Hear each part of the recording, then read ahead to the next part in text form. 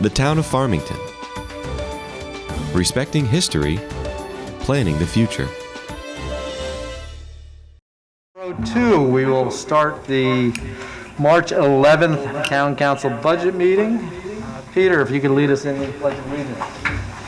I pledge allegiance to the flag of the United States of America and to the republic for which it stands, one nation, under God, indivisible, with liberty and justice for all. Peter. And thank you to everyone out there who is inside listening to us instead of outside enjoying the beautiful day. We will start out, as usual, with public comment. First, I will turn it over to Paula Ray if we have any written appeals that have come in. We don't have any written comments. Having no written comments, we will now turn to the public. Does anyone have their hand raised? Okay, no public comment tonight. We will then move on to item D. Peter? I make a motion to consider and take action on the proposed fiscal year 2021-2022 budget. Joe Capitaferro, second. We have a motion and a second. Kathy? Can I ask you to vote on that motion, please? So- As you're going to consider it. Okay. We are going to vote on that motion first. All in favor? Aye. Opposed? Motion passes. Kathy? Okay, so for tonight, I thought I'd tell you our new schedule. We're going to start off with Paul Melanson, Chief of Police. Then we're going to go to Community and Recreation with Nancy Parent.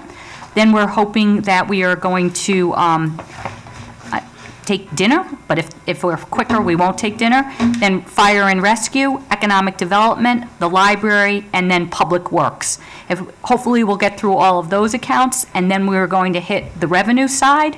And I think after that, we've gone through everything. So that's what our goal is for tonight. Great. Okay. And we will start now with Paul Melanson, and he is on, where are we? Gray tab? 31. Page 31, the gray tab. Brian, what color should have that tab been? I'm sorry? What color should have the tab been for the police? Blue. Okay, there you go. Next year. We've been having a little game with the tab. So the police budget is, a percentage change is 3.07%. I just wanted to go over a couple of things, and then I'll have Paul Melanson talk about some things. So the ensuring compliance with the police accountability bill has resulted in $105,000 of added to the police department's budget. Just to tell you what that 105 is $7,200 is drug testing, $10,800 is behavioral health evaluations, $45,000 is racial diversity training, that's on overtime, $12,000 is behavioral health overtime, and $30,000 is racial diversity training. So that comes to $105,000. Other things in this account is just to note is that the full-time salary accounts do not include general wage increases, as the union contracts would expire, as we talked about yesterday. They're all in the general administration account. So there's the only wages that are in here is people that have had get a step increase. The police fleet account includes funding for 3 new 24-hour patrol vehicles. And I think that's it. There's really nothing that new other than the police accountability bill. And the other thing, though, we continue to have, due to COVID, we have money budgeted for the Rails to Trails and different things like that. And did we put the electric bikes in? How many did we do for that? I think it was one. It was one additional. One additional electric bike just for the Rails to Trails for the police department, and that helps them get along because we have so many Rails to Trails. So again, our Rails to Trails and our river frontage was used quite a bit last year. We expect that that's going to happen again this year, so we do have money in the budget to try to be able to have a police presence, a CSO presence, and on the trails and at the river. So is there any specific questions, or would you like Paul maybe to talk a little bit more about the police accountability bill and some of these items? Yes. Okay. I also make the statement that I retired and now you get an electric bicycle. I would have stayed on. Joe, I would like to see how you put the dog on the back of the bicycle. That was a little side cart, that's all. There you go. Okay, we'll turn it over to the chief. Yeah, so obviously, some of these prices here, the behavioral health evaluations are required by the bill. And so we have picked a provider and we're contracting with them and they have to see every officer. There's also an additional overtime so obviously anything we do in training, anything that is required for drug testing, those sorts of things, your patrol officers won't be able to go during the regular time. Now, we can, if we have a special projects officer or if we have a detective, we can adjust their schedule a little bit.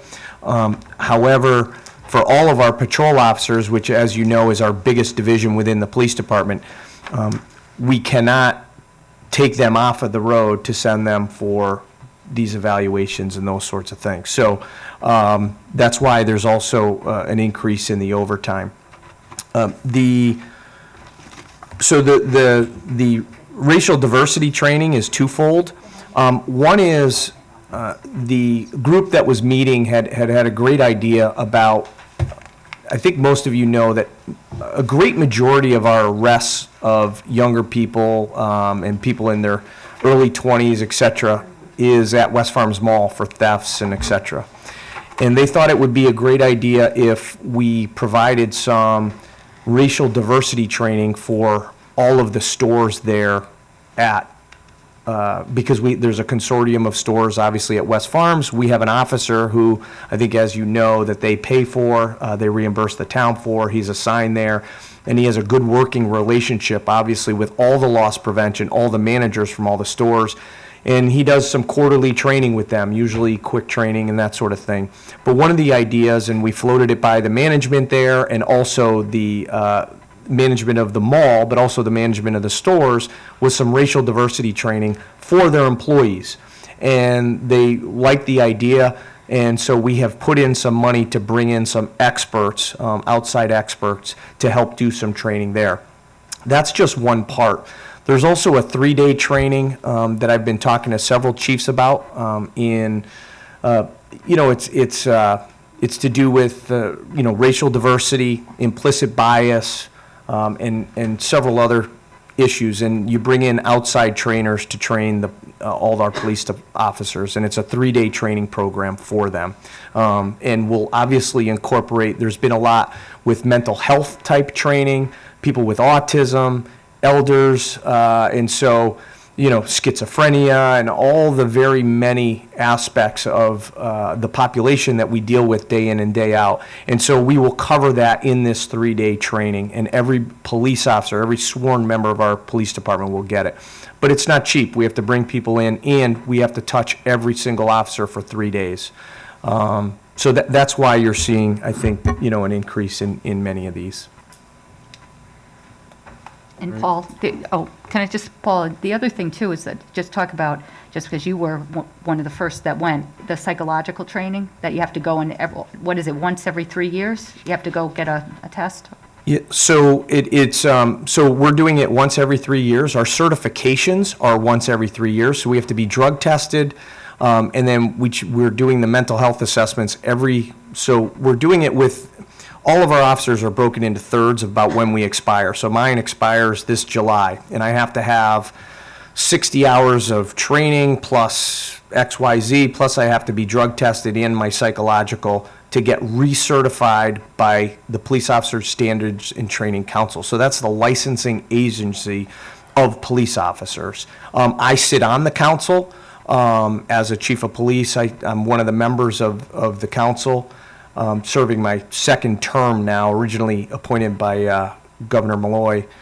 And so what we have done now is we've incorporated these into, everybody has to do it prior to them expiring. So since mine expires and I wanted to test this, I will say that, so we went for our drug testing. it didn't go so well. They lost the one of the samples, so we switched providers. But, you know, this is the growth of it, right? I mean, our drug testing and police work in Farmington has been only as if we had reasonable suspicion. Now, we have an intoxilizer, so if we can always use any time. However, for drug testing in Farmington, it's been based on if we've had, and I can say in my 12 years, we've not had any reasonable suspicion where we would have to send somebody. Now, we do have to send them every 3 years on a random basis. And so we're doing that. The mental health assessment, it's a 1-hour interview to speak with a mental health professional. And I think most people are aware that police suicide is a huge problem. And it's been gaining more and more media attention. And so it's something that in this police accountability bill, that was one of the things that they put in there that, and we have to use a provider who's very familiar with PTSD and has worked with police before and those sorts of things. And I think, Joe Capitaferro can tell you that I am a huge supporter of mental health and forcing officers to go even if they don't think they want to go. I had a close personal friend, police officer, commit suicide while he was working, and so that's always stayed with me. And so I've always been very concerned about the mental health because it just carries over into everything we do. So as a part of this bill, we do send officers once every 3 years so that they can have that conversation. We also have a very robust employee assistance program, peer support program. And I will say that we're one of the luckiest agencies because we have a detective, Joanna Blumetti, who heads our peer support. And she has her master's degree in family and child services. So she's phenomenal at what she does, and really I just push everything to her. And I think, you can attest she does a great job at it. And so this is just one more thing that we have to do. So that's just kind of a brief on it. Great, thank you. Great, question. Thank you, Paul. And just on one of your comments, you referenced discussing or talking with other chiefs. Is there any way we can collaborate with other communities, West Hartford, let's say, with them all, and sharing some of the costs that are associated with bringing in these outside experts and things like that? Or? So I'm not sure if West Hartford would share in the cost of it. We are part of a what we call North Central Chiefs of Police. So what happens is we consolidate our, with the North Central towns, there's 9 of them, Avon, Simsbury, Granby, Farmington, Canton, Suffield, Windsor Locks, Bloomfield. So what we do is we share resources. So we will, when we have a training like this, we'll open it up in that group and see if there's a way to share resources and do that. We also have a SWAT team together, our negotiators, our accident reconstruction, and those sorts of things. So we do look to consolidate where we can. Okay, great, thank you. Other questions for the chief? Joe? And just to note, obviously, Chris, the majority of the mall stores are in Farmington. There's only a short list of stores that fall in West Hartford. Yeah. The mandated trainings and the stuff, obviously we talked about last time, money coming back from the state in order to provide the trainings of the drug testing. Are we fully absorbing it 100%? No, there is no money for that. There is a bill, just so you know, and I know we spoke about it, and so I've been testifying on some other bills. There is a bill in there to provide up to 50% for the body camera. So if that bill was to pass, then before it was up to 30%, right? So, but that is something new that since now it hasn't passed, so, but there is a bill at the Capitol for that right now. Thank you, Chief. But nothing for the rest of this, if that was to answer that question. Okay, Thanks. thank you. Other questions? Fine. Yeah, thank you. Chief, I just wanted to say that I really appreciate the concern and compassion you obviously have for your staff and for the officers under your care who take care of us. And I can sense the sensitivity you have for the individuals you come in contact with on a daily basis, and that you're trying to drive that to your staff And when you mentioned that you wanted to bring that to our community in terms of the mall and the people at the mall, that's a great idea.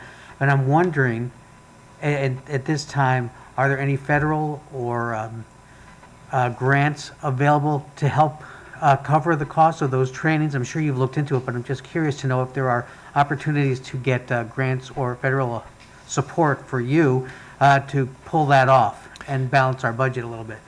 So there are no grants for that right now. What we are, so there is what we call a burn grant that is out there for police departments, and some years we get 8,000, some 12,000. In the last several years, we haven't gotten anything, and that is because the long and short of it is that we are considered a sanctuary state, and so the state has not accepted the money from the federal government to then pass through. So if we were able to get that money, and so we're hoping and we're working as the Chiefs of Police Association to get that moving again, because there are a lot of police departments affected, that we would then try and use it. But the problem is it's not guaranteed, right? Like, so for the last several years, we have not received any of that money. And it's just been passed along to other states and others. So there's no guarantee of it, but I appreciate the comment, because we will try and do that if it is afforded to us. Great. And you may know that one of our school resource officers was paid for we applied for a grant, and for 5 years they paid the full salary of that, and then we had to carry on after that. But we apply for those grants anywhere we can. Bulletproof vests, we get a grant every year for that, and some other things. Traffic, sometimes there's money in traffic, and we can, sometimes we get, some of the electronic signs or those sorts of things. I'm sure, and I know that you and the entire town staff are very vigilant about pursuing those opportunities for us. So thank you for that, and I hope you and your team stay safe out there. Thank you very much, appreciate it. Pass it on. Other comments, President? Ed? Thanks for being here, Chief. Always good to see you. My question, going back to the West Farms Mall initiative there. So it sounds like there's no pushback from any of the businesses there. They're all very receptive to the program. They were, and I thank the group, obviously, of which you're a member of, for that idea. And I didn't even want to wait until, until it came out in writing. I thought it was a phenomenal idea, because when you look at our arrests and those sorts of things, and then the makeup of our arrests, that was a big part of it. And so I thank you for your idea, but there was no pushback. Actually, it was very welcome by the group. That's great. And that training would include presumably all the loss prevention employees at those businesses, correct? So I won't divulge who has loss prevention, who doesn't, but okay. Yes. Not all stores have loss prevention, but yes. But those that do? Yes, those that do would, yes. Great, thank you. Other questions? Chief? Okay, I'll just add, first of all, this is one instance where you've been very proactive. You had a recommendation, you ran with it, not waiting to go through the formalities, which is fantastic. And you went through a few of the other items on the list. There are some of which are now part of the bill from the state that you've already been doing. So, congratulations and thank you for all of that.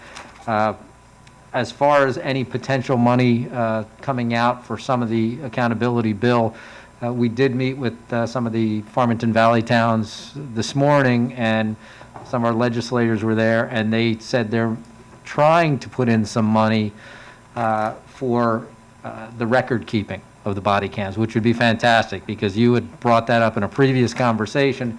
And one of the issues that you brought up was how expensive it is when someone calls in for a Freedom of Information Act request, and you have to go through hours, days, or weeks, depending on what it is, to find that out. So I did point that out to them and said, if you're going to help us out on that one piece, can you also add in something so if people are looking for freedom of information, rather than billing the individual, that'd be a tremendous help. So thank you for that idea, and we've tried to pass it along. We'll see where it goes now. It's early days. Any other questions? Peter. One that just came to mind. Chief, it was in the Current the other day, they expanded the time frame of implementing a portion of the bill. Can you explain that and what ramifications it will have on us or not? Yeah, so Kathy will laugh at you, because she knows that I've, since this since the Public Act was passed, I've been working on it on behalf of the Chiefs of Police Association and the Police Officer Standards and Training Council. So I testified at length on that bill for the Judiciary Committee and was a part of, I don't want to say the negotiations, but was a part of having many, many meetings crafting what needed to change and why it needed to change. So the date got pushed off because the use of force training is changing.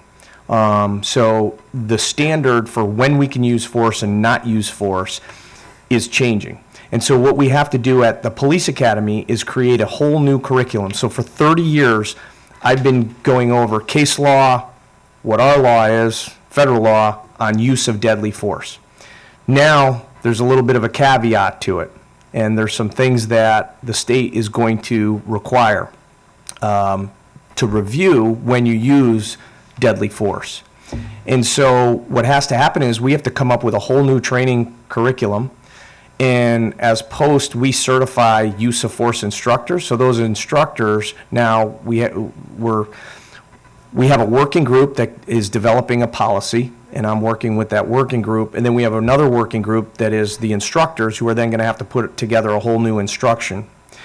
When this bill passes, and I have all hopes that it will pass soon, is those two things will then be finalized, and we will then, it'll take probably a couple months to get the final curriculum out. And then once that happens, all officers then have to be trained on it. But it's not as simple as having a classroom. You've seen that, Milo, we talked about it last time, right? There's going to be a requirement that there's hands-on training, either it be simunitions, Milo machine, because de-escalation now is required. We all trained in de-escalation before this. That has been a part of everything we do. If we can, we always want to talk things down, right? It's, that's the safest thing for all of us. Now it's a requirement, so we really have to have a focus on that. And so that bill changed a couple things. I will say probably one of the most important things was, and this is one that I fought on, and I told them that our training would be, if you had a school shooting, that our training would then have to be, everybody waits outside. So kind of like the pre-Columbine, right, or a mall. Because we were not allowed to use deadly force if you put anybody else's life in jeopardy. If you shoot a bullet, that bullet will go blocks. Think about being in a school, in a mall, of an active shooter event, and having somebody shooting and people running, and all of a sudden, if you're going to take action there, if you put anybody else's life in harm, that was going to be held against you, and it was not justifiable. So that had a chilling effect of, what do we tell our officers? And I, as a chief, they could be criminally liable for going and trying to stop that. And so that was changed. And so all that we had to do was add the word unreasonable, so that we didn't put them in unreasonable harm's way. So anyway, that was a big part of that bill, and probably one of the most important, because anytime you use deadly force, it's obviously split second. Most of the time, 99.9%, there's no planning for it. It's reactionary, it's quick, to be held criminally liable for your split second decision in that case would have been, I think that, the citizens of Connecticut would not have been served well by that. And so on every side, whether the Democrats or the Republicans, all recognize that, and so they were willing to do. And so we've been working since the summer on changing some of that language. And so that's a big part of that bill. Thanks, Chief. Probably more than what you wanted, but it's been my life's work since this bill passed, right? And Paul, wouldn't you be, it's fair to say that with your involvement and with the legislators and things, that it's been pretty collaborative of working all together at this point to try to really get a bill that everyone can accept and buy into? Yeah. Correct? Yes. So, and we're lucky to have Paul at the forefront of it, so we know what's going on and, what's the ramifications of different things. So we do appreciate all your work because you have been spending a lot of time doing it, that's for sure. On top of a very unusual year anyway, where all the other things that are going on. And I think one of the things you did early on in when the vaccines were coming out is you got your people vaccinated early, which was tremendous, because it wasn't always with the assistance of the state directing you there. So thank you for that, too. If there are no other questions, I think we're good. Okay, Peter, it's TA on page 31 through 41 is the police department budget. Okay. I make a motion to tentatively approve pages 31 through 41 of the police department's budget. Joe Capitaferro, second. We have a motion to second. Any further questions, discussion? Hearing none, all in favor? Aye. Opposed? Motion passed unanimously. Thank you, Chief. Thank you. Thank you, everybody. Thank you, Chief. Thank you. And I think we have Nancy Parent coming, and I think she's around. She's here. She's Yeah. in the building. She's in the building. Nancy is in the building. In the building. If you see Nancy on your way out. Thank you. No.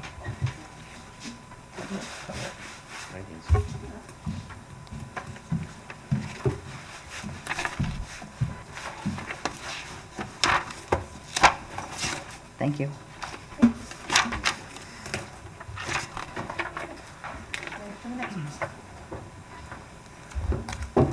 We're going to be on page 55, the orange tab. Orange is dead service.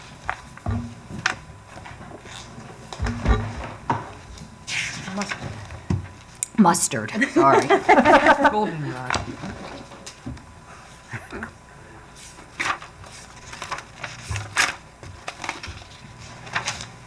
Which tab is that?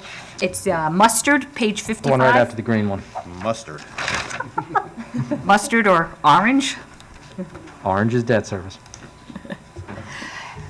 Everyone knows Nancy Parent. She's our Director of Community and Recreational Services. Welcome, Nancy. Thank you. You're early for your budget meeting. I know, I'm usually the midnight one. So Community and Recreational Services starts on page 55, and this group of accounts includes community services and housing. The one thing that it's a relatively a flat account, except one thing that I would mention is that the program clerk position at the senior center is recommended to be fully funded. Due to budget constraints last year, the position was only funded for half a year. So that's a person at the senior center. We have not brought that person in for this part of the half of the year because the senior center has been closed.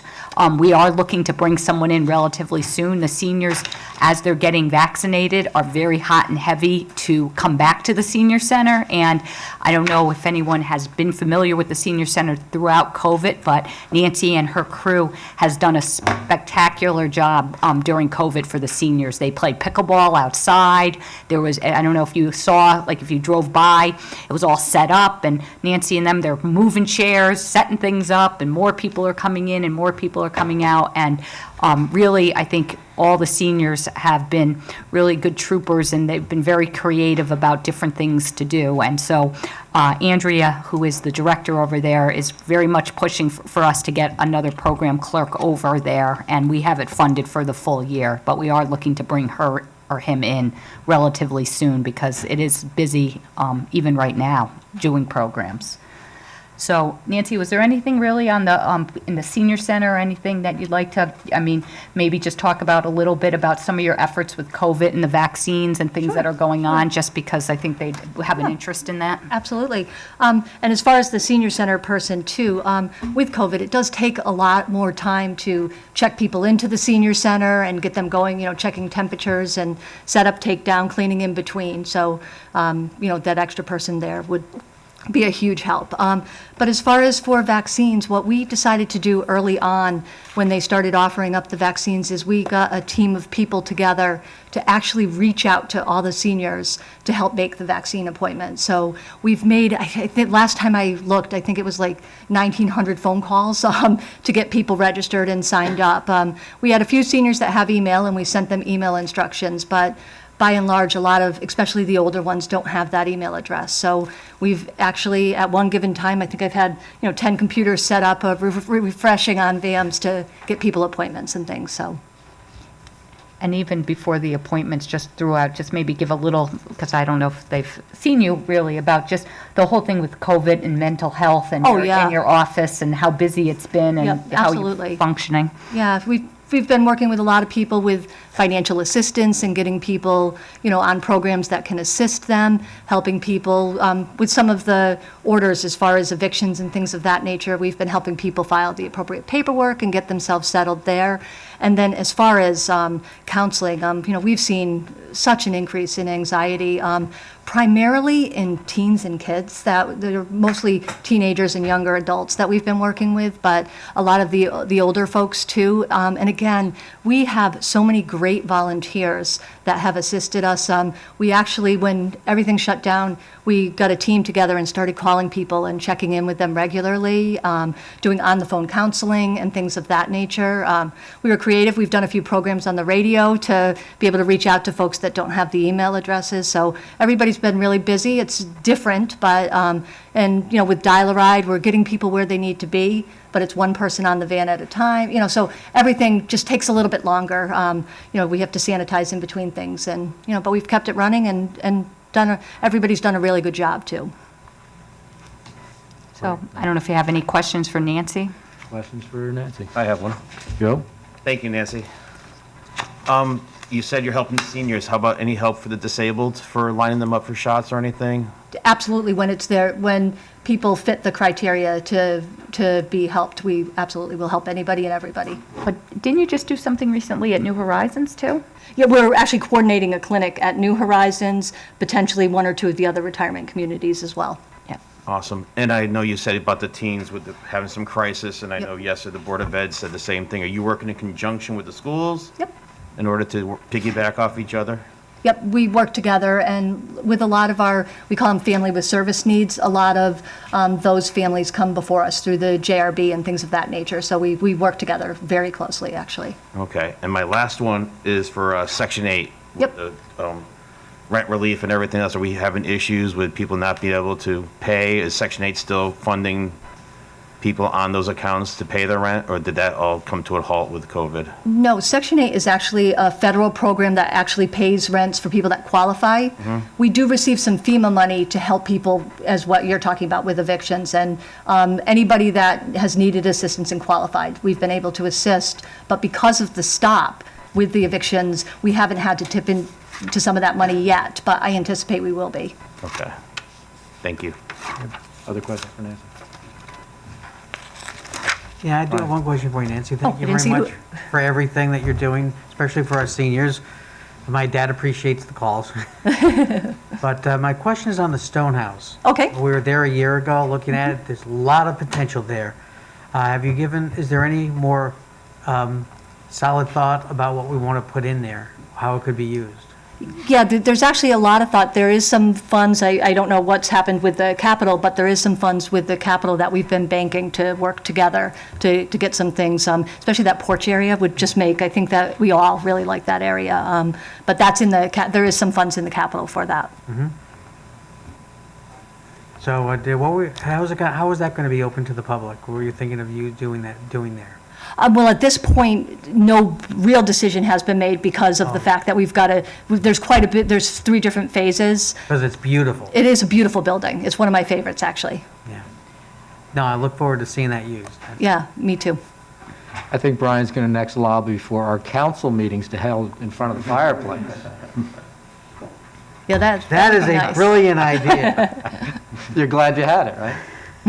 Any other questions for Nancy? Okay. Before you go on, Kathy, Nancy, first of all, I want to thank you for, throughout the year, all the work that you've done, which is, as with everyone, a very different year, and you've been incredibly creative throughout it. The outdoor activities, the concerts, the vaccines have been fantastic. When I look at the numbers recently, as far as our seniors' vaccination versus statewide, I think our 75 and above is pushing 90%. Yep. So those calls are obviously having good effect, and 65 and above is at least in the mid-70s last time I checked. So 1,900 calls have brought in a lot of people to be vaccinated, so thank you for all that. And we will be talking about, when we're talking about capital this weekend, the Stone House, but that's a conversation we'll have later. But it's a great building, beautiful building. I like the old buildings. So. And she did a good job for the holiday funds for Christmas and everything else. Yeah, we had a really nice spokesperson, too. Not great at times, but he did all right. One of the things I did want to point out, and we talked about it last year, but with Nancy and Joe, we had decided to take over the Dial-A-Ride program, and it's in-house now, and we've saved a considerable amount of money, and it's been going very well. So that was a good move, and I will admit I was a little bit hesitant about doing it because it just seems like it's very complicated with all the different drivers and the vans and how it works. But Nancy and her crew, they did take it on, and I think we saved about $20,000 in the budget for taking it on by doing it in-house. And so One thing I didn't mention is because we're doing it in-house, we can make appointments for things, and we made it a commitment that anybody that had a vaccine appointment, as long as it was in the greater Hartford area, we were going to bring them there. So, we've been able to squeeze people that normally wouldn't use the Dial-A-Ride in to be able to get their vaccine. So we felt good about that. All right, so it was very creative. So Nancy has some other accounts, but this is community and recreation, and Peter, it's pages 55 through 65. Okay. I make a motion that we tentatively approve pages 55 through 65. Joe Capitaferro, second. I have a motion and a second. Any further comment? Hearing none. All in favor? Aye. Opposed? Motion passed unanimously. So Nancy also has the red tab and blue tab, which is the Recreation Fund and the Westwoods Golf Course. And that's on, what did I say, page 72 we start on, and that's the Recreation Fund. As you in the back of the book. To 79. 72, yep. And on that first page is the sheet where it shows the recreation programs, and it shows the revenues, and it shows the appropriations. As you probably remember, is that this is outside the budget, and then we also have recreation inside the budget, which is in the budget book. But this is, we collect in the revenues and the appropriations. And Nancy, maybe you just want to just quickly go through what are some of the programs. It is a balanced budget. As you can see, it was 621,711 revenues, and the appropriations are the same. And we run different programs, and we expect to collect money from them. Not all programs make money, but our intent is to, balance the budget by the end. Yeah, so this includes our sports and physical fitness, so all our team sports, individual sports, all of those activities. The bus trips, our recreation camps, which we were able to do last summer, and we expect that it will look similar or maybe even a little bit more folks for this summer. And we have all different types of camps, from a playground camp to sports camps, and we also do some team adventure camps, which are probably our most popular. I always say when you have a 16, 17-year-old driving themselves to camp each day, you must be doing something right. So, we have all those types of activities, as well as senior trips and programs that, that we collect funds for people to provide that. So that's all included in this recreation budget. Great. Questions regarding the recreation budget? Just one quick question on the revenue side. Mm-hmm. Do you have any anticipation of numbers going up or maintaining or going down due to COVID as we, go to the long tail of COVID? Yeah. Well, last summer, we could only offer the camp to so many slots, and we actually filled every single camp, except for our first one. I think people kind of wanted to see how it went before they signed up. We're already filling a good deal of them. We're hoping we're going to be able to open up a few more for over the summer, because I think people really do want to get out and do, have their kids do stuff outside. Great news. Yeah. And Brian, obviously, when they weren't running as many programs, we weren't spending as much money. Right. So it kind of balanced out. But I would say that, Right. If you look at the revenues on that page 72, you'll notice that, what we've collected is much less than what we thought we were going to collect. But we haven't been spending the money either. So it's kind of on both sides. Yeah. Yeah, I think we lost, 4 weeks of camp over the summer because we had to keep waiting till we could start it. I think we were able to start it, I want to say the first week right before July 1st. So, and normally we'll start right when school ends. So we had a few weeks where we couldn't offer the camp. And Nancy was very involved with the health district and the recreation people and with other communities too about what the guidelines would be. And again, being really, really creative about how to do different things and being able to run the programs. And we got a lot of very good reviews for the camps and the different things because they were doing it, so creatively and wanted everyone, a lot of people, because it was safe, they really were interested in having their kids come to different things, so. Yeah, the staff just did a fantastic, these are college students, and they just did a fantastic job. We were really very, very proud of them. They followed all the guidelines. They took it very seriously because they wanted it to go well, too. Good. Thank you for that. You're welcome. So I don't know if you have any questions on the recreation fund? Any further questions on recreation? And certainly pass our thanks along to the staff because they did do a great job in a tough year. I certainly will. They'll love to hear that. And Peter, that would be pages 72 through 79. I make a motion that we tentatively approve pages 72 through 79. Joe Capitaferro, second. We have a motion and a second. Any further discussion? Hearing none, all in favor? Aye. Opposed? Motion passed unanimously. The next one would be the Westwoods Golf Course, and this is the recreation side of it, not the maintenance side, and that is on page 80, the blue tab in the back. So the Westwoods Golf Course has been doing spectacular. So that's something that we're very excited about, and if you all remember, it's probably golf courses were one of the first things that were able to be opened up when after in April and May, right? And we opened up our golf course very soon and followed all the guidelines. And people, I think, all over the place are playing golf, but especially at Westwoods. And it's really seen, I think, a lot of new people that have never played golf before. And we're hoping that that continues into this next season. And we're hoping if there's not a lot of snow, that we're going to open it up as early as we can. Unfortunately, Westwoods is a very wet golf course, so it's sometimes harder to open it up really early.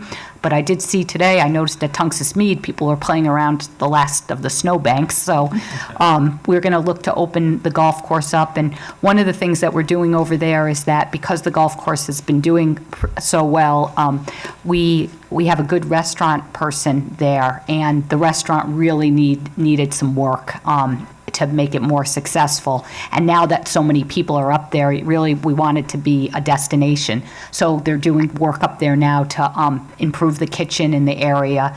And correct me, Nancy or Joe, are they doing the outside deck, or is that the next stage? That'll be the next stage. That'll come once they finish up the kitchen area. So that'll probably be the June, July timeframe. Right, and so I don't know if any of you are golfers, but one of the things, the outside deck, it's really very, very pretty out there, but it needs work, and so we're hoping that people will still come and play golf, and we'll since we have a very good restaurant and a good person there, that they can eat at the restaurant and sit outside. So we're pleased with how well the golf course has been going, and so we are obviously on that page. On page 80, the revenues and the appropriations, and you can see our green fees, our season tickets, and then the appropriations. And we are looking to balance our budget, $636,850 is our estimated revenues, and then that would be our appropriations. So, and if you remember that, how it works with the golf course is that we pay a portion of the golf course is paid, we pay in the general fund, it's the general fund, right, Joe? That's correct, yep. General fund, and that's on the first page. When we go through the revenues, you'll see the percentage that the golf course pays back to the town, and they were able to meet that obligation to us. So that's good news, too, on the revenue side. And not always the case. So Not always the case, but they've been doing well. They've been doing well to meet that obligation. Right. But, and we have it's a nice group, a foreman, and our pro has been there for quite some time too. So it's been working out really well. Right. Questions regarding Westwood? I have one question. Yes. The pavilion, any chance to open that up and to host the golf tournaments and stuff again because of COVID, to utilize that? Yep, and we actually were able to do a little bit last year too, just, COVID safe, but we actually did have quite a few things going on there as well. Great. Other questions for Nancy? It was very nice to see all the people out there early, being one of the few spots. I drove by there a number of times, and everyone following the rules, keeping their distance, but getting out nonetheless, one per cart, but it worked out great, so did a great job with that. Yeah, thank you. Joe, is that all for Nancy? Yeah, I think you usually just do Staples House in the public building. Yeah, so we I don't did that, think- Yeah. right. I think that's it, Technically, we did that last night, but Right. it's in the general government. yeah. So that's it for Nancy. Okay. Nancy, thank you very much. You're welcome. Appreciate you I'll coming get in. a spot for the next one. Yes, thank you. He's outside. This is Steve? Okay. Next will be Fire and Rescue Services. It'll be Steve Hoffman. Kathy, do we need to approve those pages? Oh, yeah, I'm sorry. 80. 80 to 83, Peter, I'm sorry. I make a motion to tentatively approve pages 80 through 83. Second? Have a motion and a second. Any further discussion? Hearing none, all in favor? Aye. Opposed? Motion passed unanimously. Yeah. I'll tell her to do that.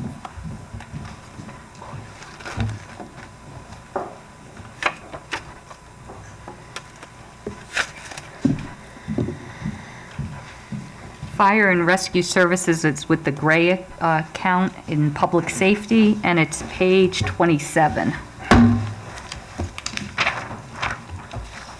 Hi, Steve. Hey, how are you? Good. How are you doing? Great. Everyone knows Steve Hoffman, our Director of Fire and Rescue Services. Good evening and welcome. How are you today, or tonight? Good. Except we're inside. So the fire department budget is very flat. It's at a 0.76% increase. Again, there's no salaries except for step increases in the budget. Let me just see if we can touch on some different things. It's really very flat.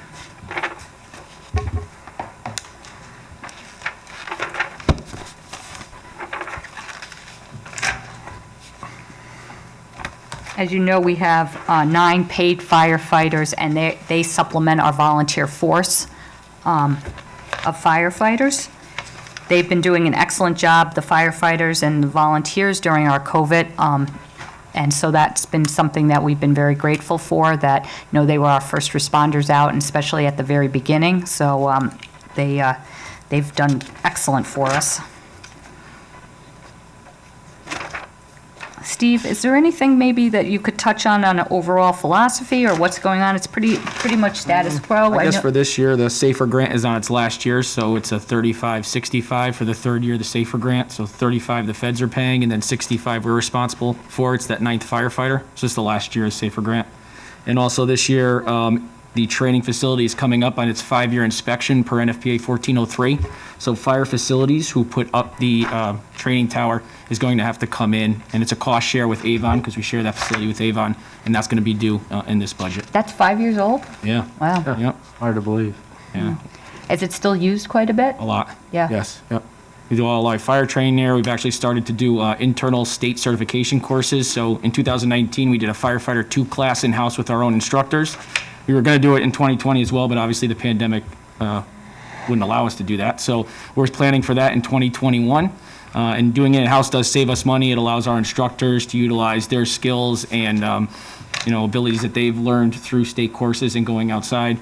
So we obviously use that training facility a lot also for the annual requirements for OSHA. And Steve, maybe you want to talk about one of the things I think we've mentioned in the past. I'm not sure if it was with this council, but, with our calls for service, how many calls for service the volunteers go on. It's an extensive amount. And one of the things we've been working on, or Steve has been working on with our doctor, what is? Dr. Kamen? Yeah, what's Our his medical title? control. Oh, medical control, about some of the calls that potentially that our volunteers do not have to go on, because it really burns the volunteers out. And they've been working with the medical control officer to kind of limit some of those calls. And I don't know if you remember, we've talked about it before in the past, like some of the elderly housing where they should really have their own person on staff instead of our volunteers having to go out and do these types of calls. And so Steve has been working with the chiefs. And again, because the volunteers now in these days, there's a tremendous amount of training that they have to go through. It's really a very extensive being a volunteer. It's a lot of work. And so going out on some of these calls in the middle of the night, and we're trying to cut back on some of that so there's not some burnout. And Steve has been working on some different things in a kind of very measured and slow approach. But I think that we've seen some success with that of some less calls for service where it wasn't really appropriate for the volunteer to go out anyway. So we started with cutting, and obviously this is a discussion with us, the police department as our supplemental first responder, AMR as our contracted ALS provider, and they also hold the PSA for the BLS in town. So it was a communications between all of us and our medical control with Dr. Kamen, and we started off slow at the beginning of 2019 with limiting response to assisted living and senior housing depending on certain parameters that they met. That worked out pretty well. It cut the call volume a little bit. It was for non-priority calls. Obviously, we're still going for the cardiac arrests and the high-priority emergency calls. Most recently, we reevaluated that. All the groups got together. We're in agreement. We went through the whole process of the different calls that we responded to, and there were some additional non-emergency calls. We call them alpha calls and Charlie calls that we felt as a group that the fire department really didn't need to respond to. We have the availability of 2 ALS ambulances in town now, 24/7 with AMR. We took a little bit of that strain off our volunteer firefighter force for those non-priority calls. And so far, we've seen a reduction so far in call volume. So it takes a little bit less off of them, especially in the middle of the night, waking up for 3 in the morning. They're really more going to those high-priority emergency calls. And then one of the things that you saw in the capital budget is that we really, and it's in your strategic plan and we've talked about, is that we really have to think about what we're going to do with the buildings. And have a building committee, and we have some money, startup money in the capital that's still there. But that's another something that the chiefs are very interested in, and what we're going to do with the buildings. And we've been holding off on the real large repairs that have to be done, waiting to see, once we start talking about what needs to be done in each one of these buildings. So it's something that's on the docket and in the future. So I don't know if you have any questions with the fire department? Hey, Steve, good to see you. My question is kind of going back to the calls. I'm just curious, like the number of calls, both medical related and fire related during the pandemic. Have we seen a shift up or down in those types of calls? At the beginning of the pandemic, we saw a decrease, and I think that was fear because people didn't want to go to the hospital. Over time, we saw an increase. We're pretty much, as we start to get a little bit better into the summer or toward the end of the summer, call volume went back up. As we started to, put those numbers started to rise, people got nervous again. Those calls came down a little bit, but they didn't come back down as drastically as they did in the beginning. So right now they are starting to rise, and obviously those calls for service are increasing. However, with these reductions that we've made so far, with the non-priority calls, it has helped a little bit with putting that strain on the volunteers. That's great. Thank you. Other questions for Steve? I'll throw one out there. Go ahead, Peter. Just looking at technical equipment, it's down pretty significantly from years past in that. What do the departments plan on purchasing this year in terms of upgrading or new technologies? Peter, what page are you on? 30. Airbags. So our airbags have reached their shelf life, so we have to replace those. All but one, except for one of the airbags on engine 10 at East Farms needs to be replaced. We're also looking for an extrication support strut system for Tunxus for their rescue. Some of that money is allocated to the Lucas devices that we approved previously. We spaced that cost out over a couple of years with a final payment and a capital plan. And then we're trying to replace some LED lighting. Right now, our portable hand lights or the old halogen lights. We're trying to switch some of that to LED with more technology. We're also trying to do some computer upgrades at the substations, so at Southwest and Oakland Gardens, because it is used, and to be able to have availability to the network for training and access to firehouse software and things like that on the substations. Okay, that's good stuff. How about in years past, always auto repair and maintenance? That was always a big burn on the budget. How's the equipment holding up? What's it look like for the future? The apparatus this year did very well. We haven't really seen any increased costs or requests for repairs. Most of it's all been the usual annual and biannual inspections that we do on the apparatus, and we haven't had any major issues with any of the equipment. As I stated, I think in the capital presentation, we're in the process with an extrication committee looking to standardize to battery-powered extrication equipment across town.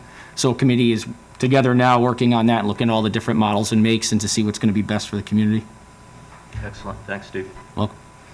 Other questions for Steve? I'll jump on one. Go ahead. Just back to the truck again, the medic you want to replace. Any thought about going to a 15-year since it's so low mileage and such a low rate of return when you do sell it for only $5,000, just to keep them running if they're still in working condition? That I'm sure they are. Yes, that's definitely something we discussed with the chiefs. Most of our larger apparatus are 20 to 25 years, but we could definitely look to push the 10 to 15. Yeah, it just took me by surprise to be a $5,000 price tag to get that back to somebody else, where it's such a low mileage. You'd think it would demand a higher price. And I believe we sold it, and Joe would probably know better, I believe we sold it to a department in Tennessee. Just, it's sort of, I don't necessarily disagree, but also it has to do with, I think that it just has a ton of wear and tear on it. It's just they're just not in that great a shape. That's why they're not getting that much money. But I think that looking at potentially at the 15-year makes some sense. 80% of the call volume in town is medical calls. So obviously a huge chunk of the calls we respond to are with those little medical trucks. In years past, they went to the smaller medical trucks because of the amount of calls we were going to instead of taking a beating on those larger apparatus. Now we're using, the small pickup trucks for responding to those medical calls. And obviously now with the Lucas devices, we still have enough room on those. Yes. On those medics to get them on there. Yes. Great. Thank you. You're welcome. Just clarify on the medical apparatus. I thought they were 10 years, but I'm really stretching here. They're 15 on those units? No, we have a 10-year 10-year plan. close. He was requesting to look at doing it as a 50-year 15. plan and pushing that out. Well, never mind. I know. As someone who's been there, that's, I think for those of us who are not watching the wear and tear those go through, the mileage doesn't tell the whole story. It's not, going to church on Sundays mile.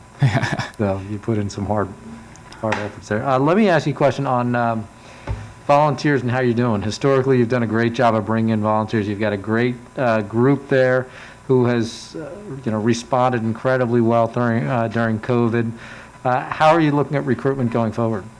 Well, obviously, pandemic kind of hit us hard because we can't go out and necessarily actively recruit. We did try to hold a recruitment drive. It was extremely low attendance. We found that word of mouth seems to be the best. We've been pushing it out on social media. And that's pretty much what we've been doing predominantly. We've also hooked up with this state through their line as far as recruitment. We did have a recruitment retention committee. We're trying to put together some videos for recruitment and retention that we can post online. We're also looking to potentially involve the news in some type of facet that way. But obviously going out and having functions historically show a low turnout. And obviously during the pandemic, we really couldn't do them. But I think, Steve, it would be fair to say with the workload that's involved with the volunteers and things like that, that there is a little bit of a concern about the volunteers. I think for volunteers, it's not just Farmington. I just think everywhere. Yeah. And really, it's a nice plug right now. If anyone knows of anyone that wants to be a volunteer, we are always looking for volunteers. But it's a lot of work, and I know that the committee that we just created is going to be looking at some more of the tax relief and some different things for the volunteers too. But we're very creative here. We have volunteers, we have full-time people, we have part-time people that are on too, just so we can, we have a very intricate system here, but we are always looking for volunteers. And the chiefs do a really great job of making sure, like at night, that they have people on call like volunteers, so that we can have the coverage that we need. There's a clear national decline, but we're doing pretty well maintaining our staffing. And like Kathy said, the chiefs have a rotation. They have officers at night and members that sign up for shifts to ensure coverage at nighttime. So Great. they got a good system to try to equal the load out to all the membership. Fantastic. Appreciate it. Any final questions? Do a good job. Yeah, great job. Thank you. Thank you. Appreciate it, Steve. Thank you. Thank you, Steve.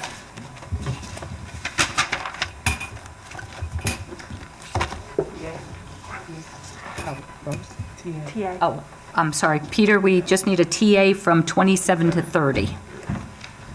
I make a motion to tentatively approve pages 27 through 30. Joe Capitaferro, second.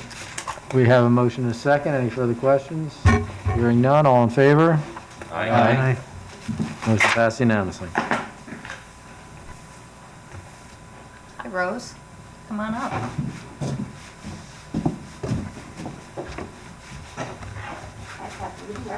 Yeah, gosh.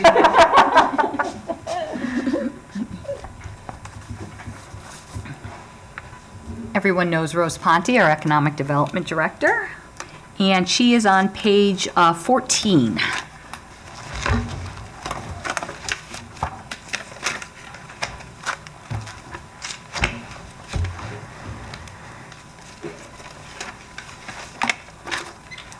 And she's part of the general administration that we went through yesterday, but I always like to have Rose come in and give an update with economic development. And Rose, why don't you kind of give a little history like you usually do, because I think that's a great way to start. Very good. So about almost a year ago to the date, I looked at the calendar. I came before you guys and I talked very confidently on, oh, you want me to take it off? Okay, sorry. I didn't know the protocol. So I talked very confidently on the stability of our local economy, and I predicted prosperity and growth in 2020. And boy, did our life get upended just a few days after that. But when I look back on it, and although life as we knew it dramatically changed, I think that our town's fiscal responsible policies built on that foundation of smart growth and conservative spending and stable revenues really got us to weather this storm. And as we look at 2021 and beyond, I think we might have some persistent challenges that we all have to face. But I think those same policies are really will get us through all those challenges as well. As you know, over the past number of years, the Economic Development Department really started to focus on increasing connections between our residents and town services and increasing connections with our businesses. And we also started having a big focus on having timely, trustworthy communication. And as you guys know, we did the Explore Farmington website, and that foundation really came in handy when the world kind of upended. All of a sudden, we were faced with so many changes. And I remember it was a Saturday, and I thought, how am I going to communicate all this, not only to the businesses, but what the businesses need to be communicated to the community. And so I called our website designer, and over that weekend, we worked to transform the Explore Farmington website to really be a COVID response and recovery site. And that was fantastic because it allowed the businesses to upload all these changes that were coming. Some of them were closed. Some of them had just needed to start an online web store, which they had never done. Some all of a sudden were talking about curbside pickup, words that we never really even heard before. But now they had a website that they can upload all these changes almost immediately. Our residents then had a website that was telling them all the different things they could do for their safety guidelines and what restrictions might be going on. And again, that trustworthy communication was imperative to just keep everybody calm. But that website not only allowed us to increase those connections and be that voice, it also allowed us to have a sense of community. It allowed us to all of a sudden, while we were all socially distancing, still feeling connected. We celebrated our heroes. We talked about ringing of the bells. We really all of a sudden started seeing ourselves that we were able to comfort each other, and that trustworthiness in a sense of chaos really allowed everyone to kind of take a breath and move and take that step forward. So all those communication vehicles really increased over the past year. Believe it or not, we sent out 100 emails, and we had a 31% open rate, which translates into 39,073 emails that were open and read, and there was 5,284 clicks, which means that people clicked on to what the businesses were promoting. Daily, we saw engagement rise, not only on our Facebook account, on our Instagram accounts, and we even this year established a Explore Farmington Twitter account. So all those communication things were great, but they were actually recognized by Ion Bank, and they contacted me and they said, we think this is so important, the work you're doing, that we want to sponsor future initiatives like this. So it was very rewarding to just see the fruits of that labor, to see a community that was better communicated and connected. So what's the result of all of that? I really believe it allowed us to continue to weather that storm. And I always like to report Farmington is the economic leader in the Hartford region. But I don't feel confident to say that unless I have numbers that back it up. And this year, again, out of the 28 towns in the Metro Hartford region, Farmington still has one of the lowest mill rates. We are behind Heartland, which has a mill rate of 27.5, and Windsor Lock with a mill rate of 25.83. Our grand list again grew, and our commercial base grew to 33.2% of the total taxes, leaving 67.8% for residential, and that still is such a great ratio because the entire tax burden does not fall on our residents. The current unemployment rate at this time last year was in the low 2s when I reported to you. Now it's at 5.4%. Again, another indication that the pandemic has had an effect even on our residents. But when you compare it to the unemployment rate in the state of Connecticut at 7.5, we're still faring better than a lot of other places in Connecticut. For us, we have 4.4 million square feet of office space, and of that office space, 5.3% is currently vacant, which is not bad at all. Some of those challenges that I look at in the future, what's going to happen? Are we going to continue to have remote workers? Is it going to be a hybrid approach? Are bigger companies going to look to keep their space because people are going to be social distancing? Or are they going to be, when their leases come up, having to make other decisions? Those are some of the things that, I worry about. And I'm always looking, what type of policies do we need to implement to address these types of new changes that may be coming? We have 2.1 million square feet of industrial space, and I have to say, we only have 0.2% vacancy.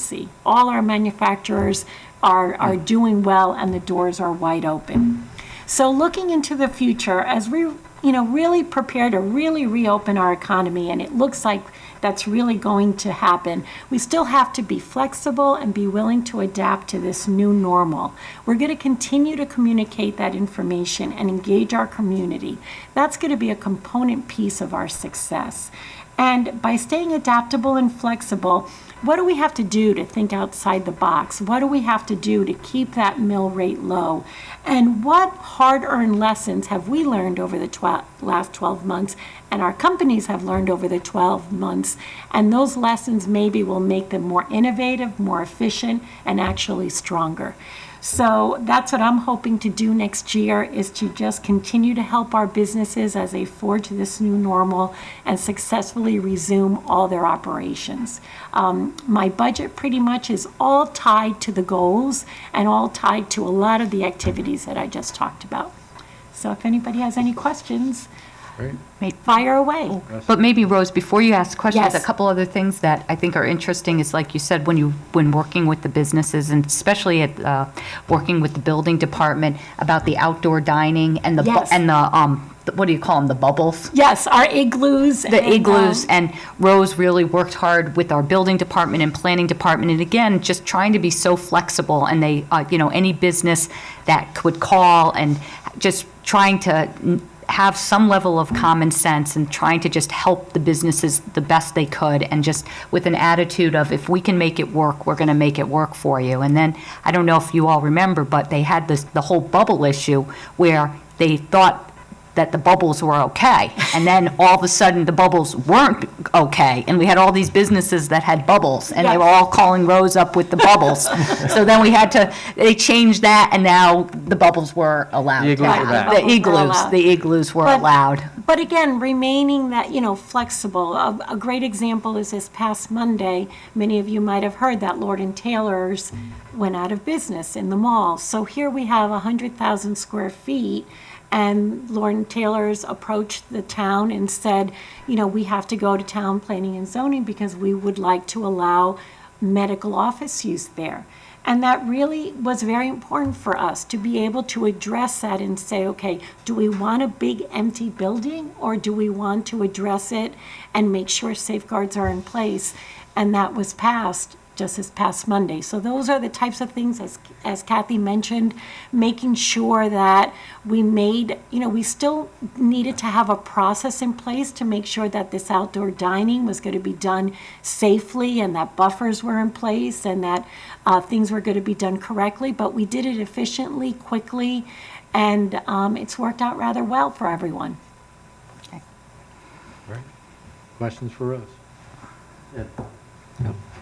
Hi, Rose. First of all, I just want to thank you for all your hard work during Thank the you. pandemic, and every year you put in so much hard work, and we're very grateful for that.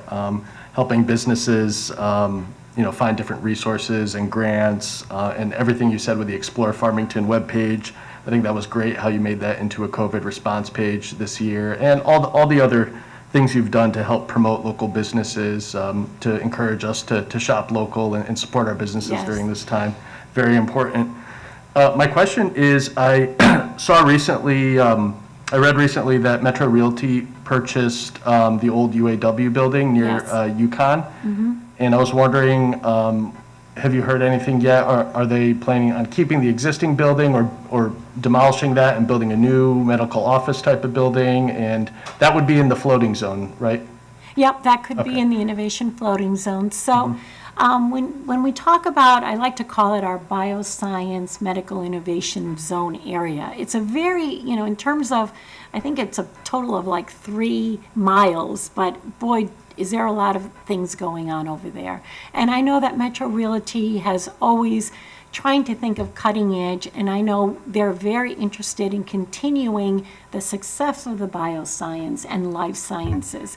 And so, in fact, Jeff Sager and I are connecting with Sho Islam, who is the new bioscience business development director for Advanced CT. Advanced CT is really DCD's attraction arm, and what they're trying to do is continue this bioscience cluster in all of the state. And so while New Haven has a very thriving bioscience cluster, we do too. And so we have to make sure that we have the necessary building capacity, so when one of these bioscience companies perhaps comes internationally or comes from down south, that we have the lab space or the office space or whatever they need to relocate to Farmington, hopefully. And so that's why I think Metro is understanding this whole area, the importance of it.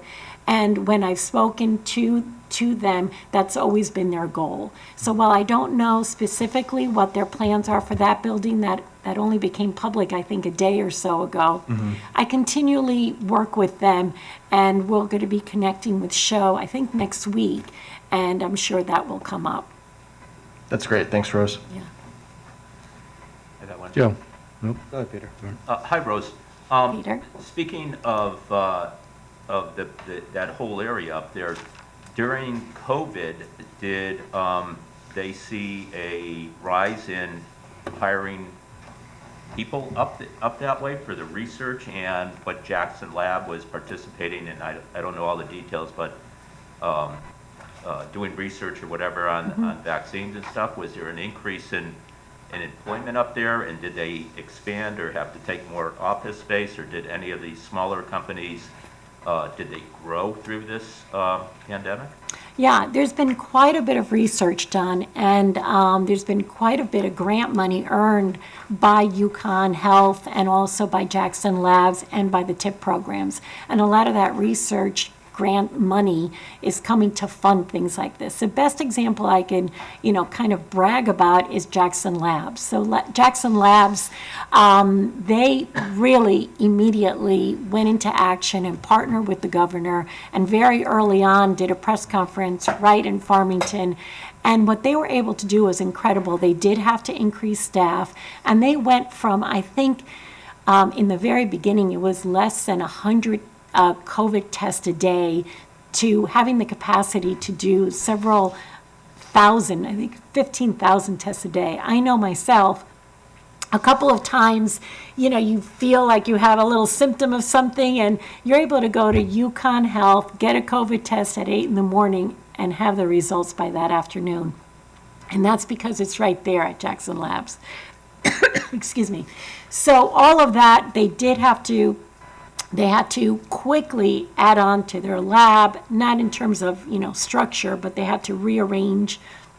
They had to add more personnel, and they were able to make that capacity. And I think one of the biggest assets of having someone like Jackson Labs and having this medical office campus and having these researchers in a time like this when public health was so important, right in our own backyard, we had capacity. Oh, thank you, Kathy. We had capacity that a lot of other towns didn't.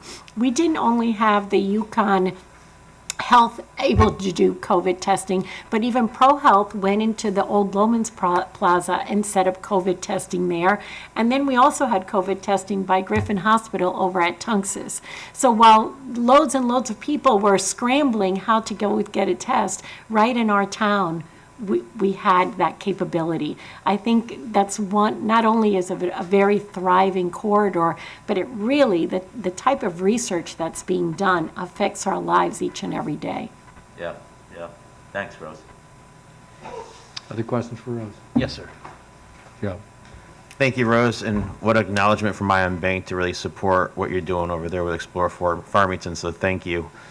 Like you said, we don't know what's really going to go on with the office space, if people are going to come back, if it's going to downsize, but obviously we retained really well for industrial space. Yes. Is there more room for growth for industrial? Are we at our limit?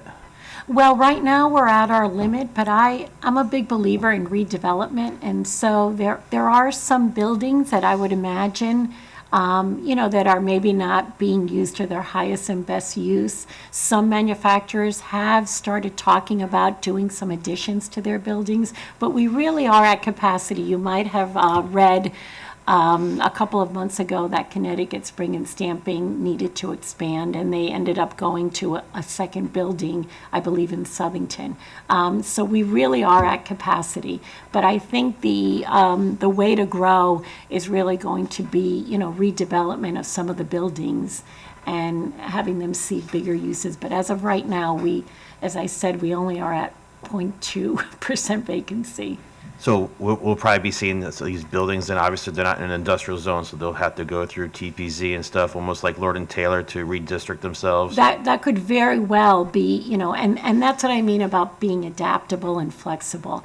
That's what we have to do moving forward, because we don't really know what the future really is, this new normal. It's going to be a little bit different, I would imagine. Mm-hmm. And so just making sure that we're able to address these changes and doing them quickly and efficiently, I think is going to be key. Thank you. Rose, on that topic, one of the things that recently we've been doing, it just reminded me when you said the TPZ, is that Rose has been you've done it once or twice, but to go to the TPZ Yeah. and give them kind of an economic update. And that's something new that we've never done before, where the planners come to the EDC meetings and kind of given updates about what's going on in planning. But Rose has never really gone to the TPZ.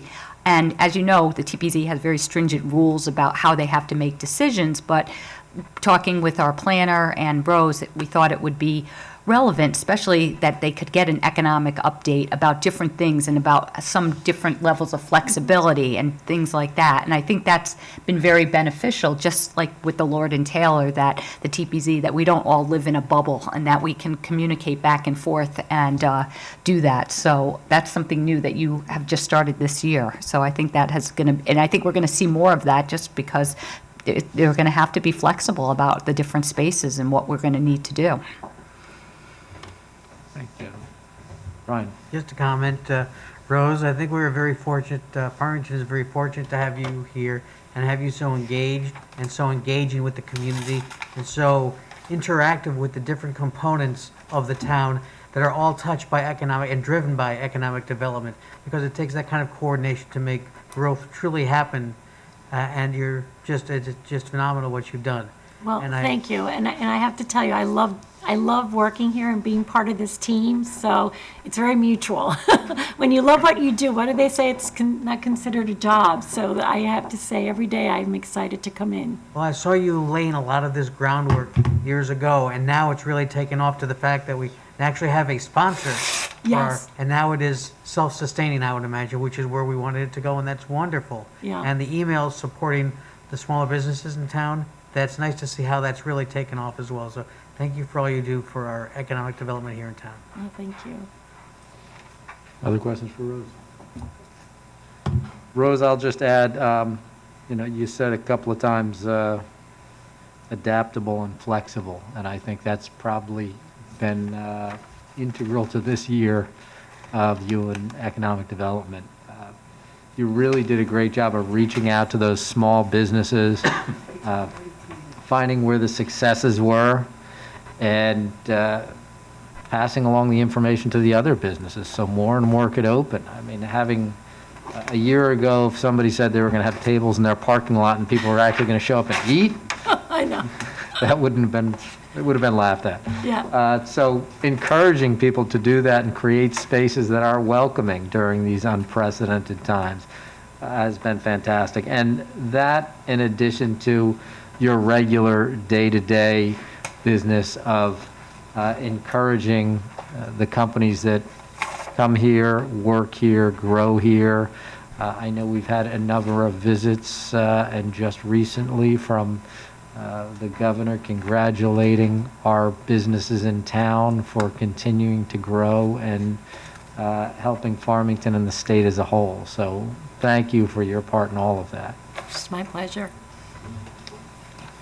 I think that's it for Rose, unless you have any other questions. No, how many people have been responding to your pictures on Explore Farmington for the new website? No, they really do like them. And Good. so it's been very good. And we're also trying to have people submit pictures for the town's website to keep that updated too. Great. So that's Thank been you. good. A lot of fun. Peter? Okay. 14 and 15, Kathy? At 14 and 15. Okay. I make a motion to tentatively approve pages 14 and 15 of the Economic Development Department. Second? We have a motion and a second. Any further discussion? Hearing none, all in favor? Aye. Opposed? Motion passed unanimously. Thank you, everyone. Thank Keep you, up the Rose. good work. Thank you. Thank you, Rose. Thank for you, your work. Rose. I thought now maybe we would do our benefits account, which is page 66 and 67.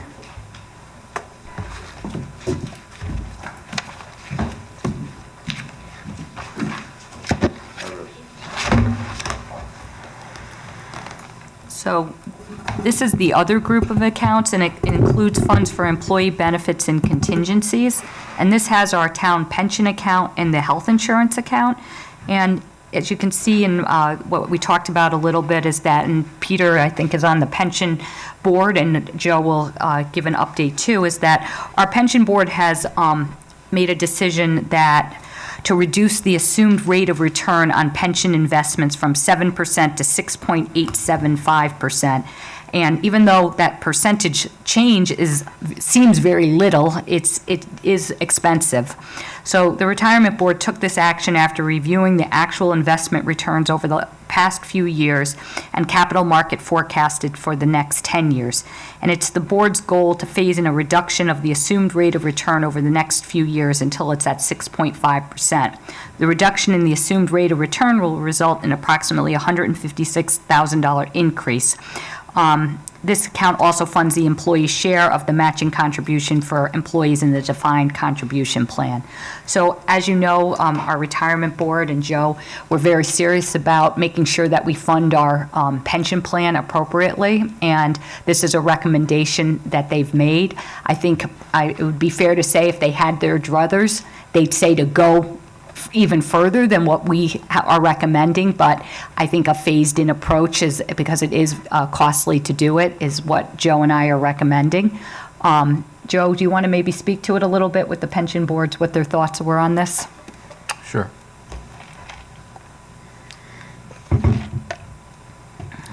And Kathy pretty much summed it up, but the board's been looking at the assumed rate of return. You may not, some of you may recall, if you were on council 10 years ago, our assumed rate of return up until the major financial collapse in 2009, 2010, we were going with an assumed rate of return of 8.5% a year. And just to explain, the assumed rate of return is what we assume, or what we estimate the portfolio, the investment portfolio of the pension plan will return each year based on the investments and the performance of the investments in the portfolio. And up until that time, it was, an 8.5% return was a fairly reasonable number or target to have. The returns were occurring. And then, of course, everything changed in 2009 with the financial collapse, and we lost a lot of value in our pension plan. And we've gotten to that point where you're not seeing that return on a consistent level. So starting in 2009, the return went from 8.5% down to 7%, and they did it gradually over a number of years, reduced it by a quarter of a percent each year. And what happens with when you do something like that, you're estimating you're going to take in less revenue, and the first thing you do with a pension plan is you have to estimate what your liabilities are, how much you're going to have to pay out each year for the next 30 years or for the life of the plan, and then what you need, what you're going to get, and again, using that assumed rate of return, what you're going to get in income from your investments, and the difference is what you end up is your contribution that you have to make, the plan sponsor has to make, or the members have to make. So what'll happen now is we looked at the results, what's been occurring over the past 10 years. We looked at I guess what's not the past 10 years, over the past few years, and then what we looked forward, what was the capital, what were the assumptions based on our portfolio, and what our risk tolerance was, what we could reasonably expect to have for a return for the next 10 years. In our portfolio, and our actuary actually did independently, they did an analysis, and then our investment consultant also did an analysis, and they pretty much concurred that we were in the 6.5% to 6.75% range on our returns based on our current asset allocation and our risk tolerance levels. So the goal, the pension retirement board decided they would like to reduce that number to get closer to 6.5%. And again, because you're going to assume that you're going to earn less, you're going to you have to increase your funding contribution. So just the loan going down from the 7 down to 6.5 will basically add about $156,000 a year onto the contribution, and that's in addition to whatever other factors that will impact the contribution level. So they feel very strongly, and it's supported by the data. I hate to use that term. They're probably all tired of it for the past year, but it's supported by the data that, we should be in the at an assumed rate of return of less than 7%. And, I'm not sure I necessarily agree with the 6.5, but it should be closer to the 6.5 than to the 7%. So that's what's causing that. That's what their philosophy was, and with that account. Questions for Joe? On the pension. Chris? Yeah, in conjunction with this, Joe, thank you very much. Is there no modification in the risk allocation as to the philosophy? No, we're really, what we have right now is we're close to 70-30 on our investments. In other words, we're 70% equity and 30% or fixed income. It's probably a little bit, probably more like 67-33, something like that. And that's pretty much the risk tolerance that we feel. The risk tolerance to me is how much, obviously, it's like, I don't want to say it's like gambling, but it's like gambling. How much are you willing to lose, or how much are you willing to risk?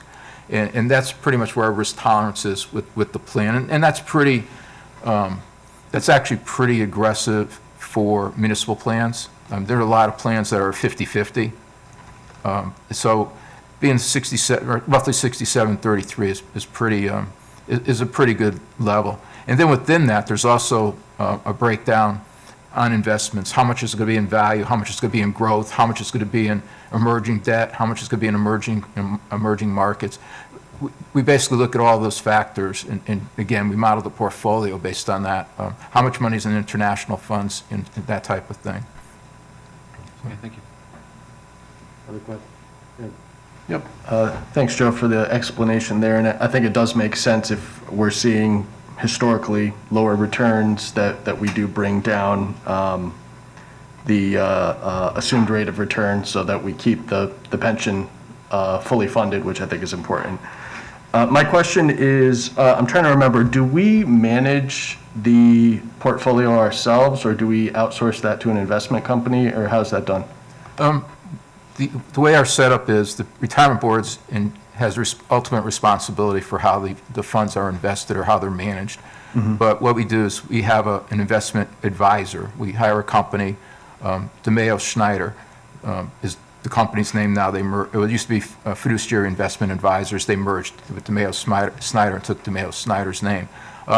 We use those as our investment advisors, and using their guidance, we go out. We don't invest in stocks directly. We have a stable of mutual funds. So we're basically in different mutual funds, different categories and different classes of mutual funds.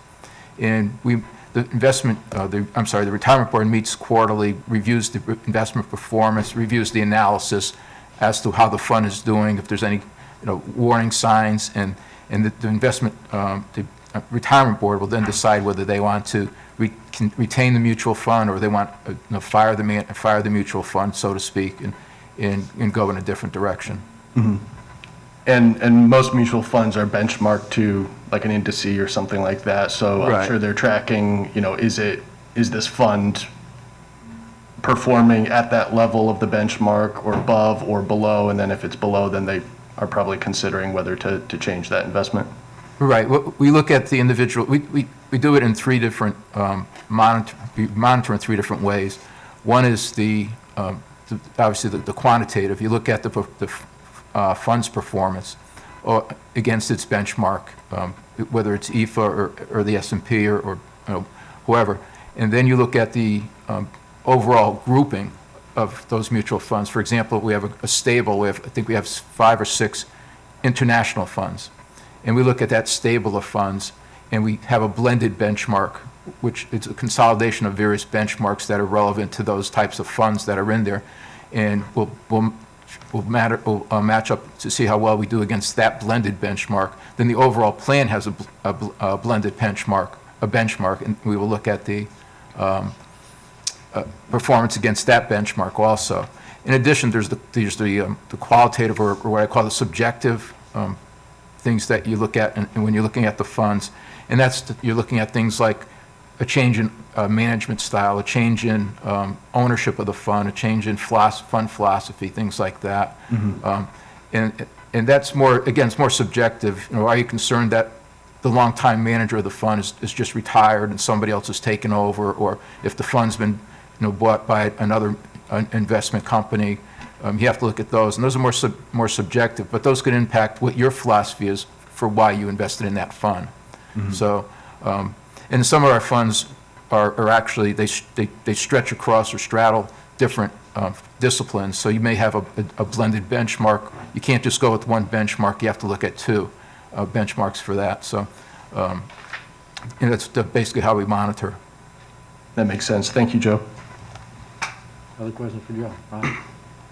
Yeah, Joe, thanks for everything you're doing. I just wanted to give you a follow-up question from last year. And that was, we were discussing whether or not conditions were good for considering merging the healthcare accounts for the school and the town together. And you said that there were two different ones because sometimes they're favorable, sometimes they're not. You said that there could be cost savings at that if conditions were right. I'm curious to know how conditions are essentially now.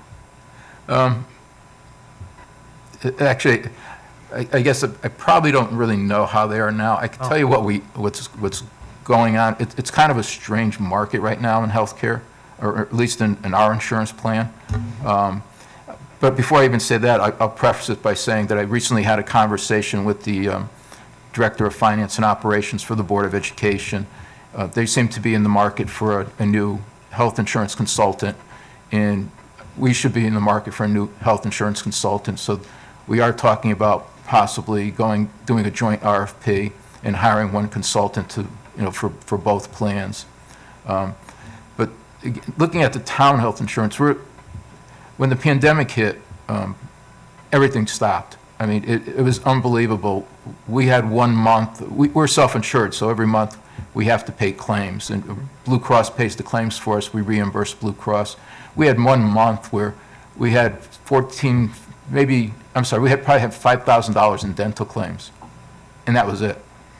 I mean, people just stopped using their insurance. And obviously, people were scared. You heard that before. They didn't want to go to the emergency rooms. They didn't want to get any type of medical coverage. They didn't want to expose themselves. So our claims actually really dropped dramatically, and it reflected in our renewal rates for next year. So, in a lot of places, it's actually come back. And I think I heard the board's conversation last night, and actually they sound like their claims have come back, better, stronger than ever. Ours have not done that. We're pretty. We're not as flat as we were, last March, April, May, and June, but we've probably come back to maybe 70% of what we were doing before. Actually, in most of our claims, and especially our catastrophic claims, are prescription drug claims. More and more, the illnesses that our employees have are dealt with prescription drugs, cancer drugs, things like that, and they're heavy hitters. They're large numbers. But we haven't really seen our claims come back. So, for us, it looks good. I'm not sure it looks so good for them, but based on what I heard last night in their presentation. So, but we are looking at the possibility of going with one consultant, and hopefully that'll work out for us, and we'll be able to do that. Well, as you had mentioned, it sounds like it could be advantageous to the town financially to have them all, put together in one package. So I wish you good luck with that. Yeah. The other thing, one of the problems we have is we do have different plan years. They changed their plan year to a September through August plan year. We're still on a July through June plan year. They're with Cigna, we're with Anthem. Our plan structures are very, very different. In terms of the benefits that we provide versus the benefits they provide are very different. But it's not saying that you couldn't do something. We do fund one pot of money. If you look in your audit reports, you'll see one self-insurance fund. That fund pays the claims for both the county and the Board of Education. So accounting-wise, we are one unit. It's just that we have different plans. They have different plans. And it would probably take some negotiation on both sides to get our plans to be similar to realize an economy. And one of the things, Brian, it will be interesting, and, Joe and I have talked about, hopefully that we'll be able to, again, go out to an RFP, but we've done it quite a few times and we haven't been able to save money. And so that will be the interesting point to see if we are going to, because I think what happens, and we've talked about it before, is that our Blue Cross Blue Shield gives us a spectacular deal not to lose us, and the same thing happens on the board side. And so, I mean, it seems to make sense that you should save money, but we've done it, I think, Joe, has done it 2 or 3 times that we've gone out and we didn't save money, but hopefully this will be the time, and, but it's good that we're going to be able to do that. Well, I'm glad you're not doing it if we're not saving money. No, it's strange because you would think. Yeah, it was strange because, as Kathy mentioned, the first time Blue Cross put out an offer to keep the town, retain the town's business. Cigna put out an offer to retain the board's business. The second time we went out, just the opposite happened. If Cigna was very aggressive with the town and wanted to basically get the town's business, and their plan for the board, their offer to the board wasn't that great, but Anthem gave the board a fantastic deal and basically gave us, like I said, goodbye to us. So it was one of those things where it didn't work out the second. It just was bizarre. And again, there's a lot of shakeout that's taking place, a lot of changes that are taking place in the healthcare and the insurance industry. And there's a lot more options out there for towns and for boards of education to go in different directions. Right. And I think, Joe, correct me if I'm wrong, but again, it's somewhat, our claims are obviously different. It's, right. We're not really a like community. And so Right. you could see our health insurance this year has done really, really well in comparison to the school's health insurance that hasn't done as well. And so our claims are definitely not the same type of claims. And I don't know if that matters when it comes down to merging it, but it's not unusual for us and then the board not to have the same type of years for health insurance. They can have really good years and we have really bad years. This year, we had a really good year and they are not doing as well. So it's just the different claims and I think the different makeup of the participants. Yeah, well, I'm really glad that we look at it for opportunities and don't take them if they're not good for us. Right. And then I think the only other thing, CJ, on this account, just wanted to mention that I think the council's aware, but the pension account, it's not the teachers, but this pension account is both for the board and the town, that it supports both sides. Right. The defined benefit pension, the board's contribution for that is also in that pension account. Their defined contribution is that separate line you'll see on the first page. Gotcha. Any other questions? Well, And, what was that? Okay, just to clarify, Joe, you had mentioned the 156 is the reduction from 7% to 6 7/8. So that's a 1/8 reduction is 156. That's correct. Okay. And the goal of the commission is to get to 6.5.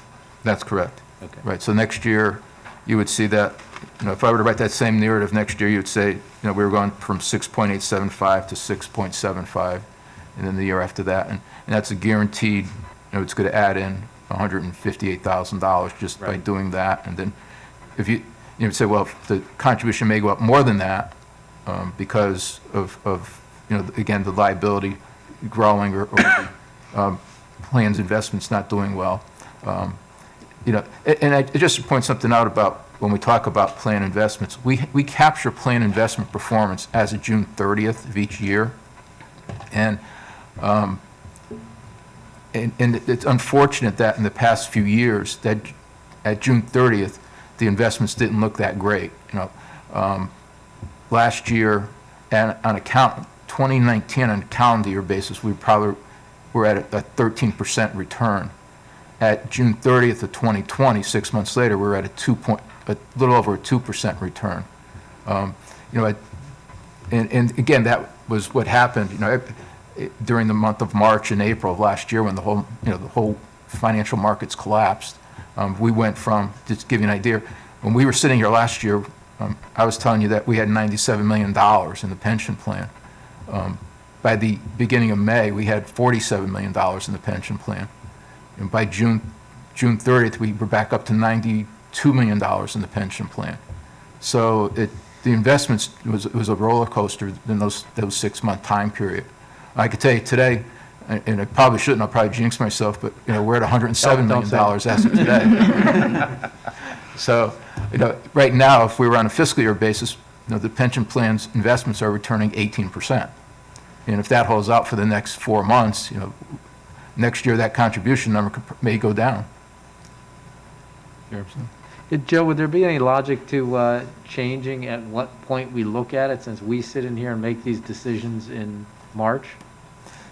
The problem is timing, and just to give you an idea, again, prior to 2010, we would have the actual report. The actual report was done every July 1st, and then they would give us the number, how much we had to put in the pension plan, and we would then have to pay it immediately.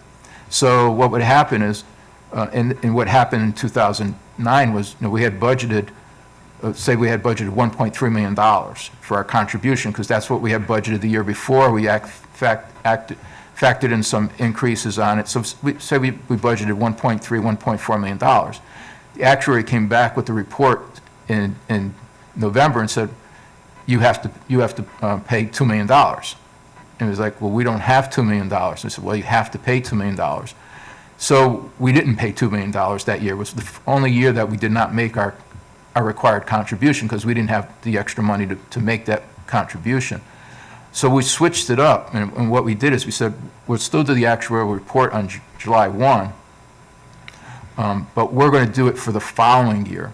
So when the actual report comes out in December, it tells us what the contribution is going to be for next year. It doesn't tell us what the contribution will be this year.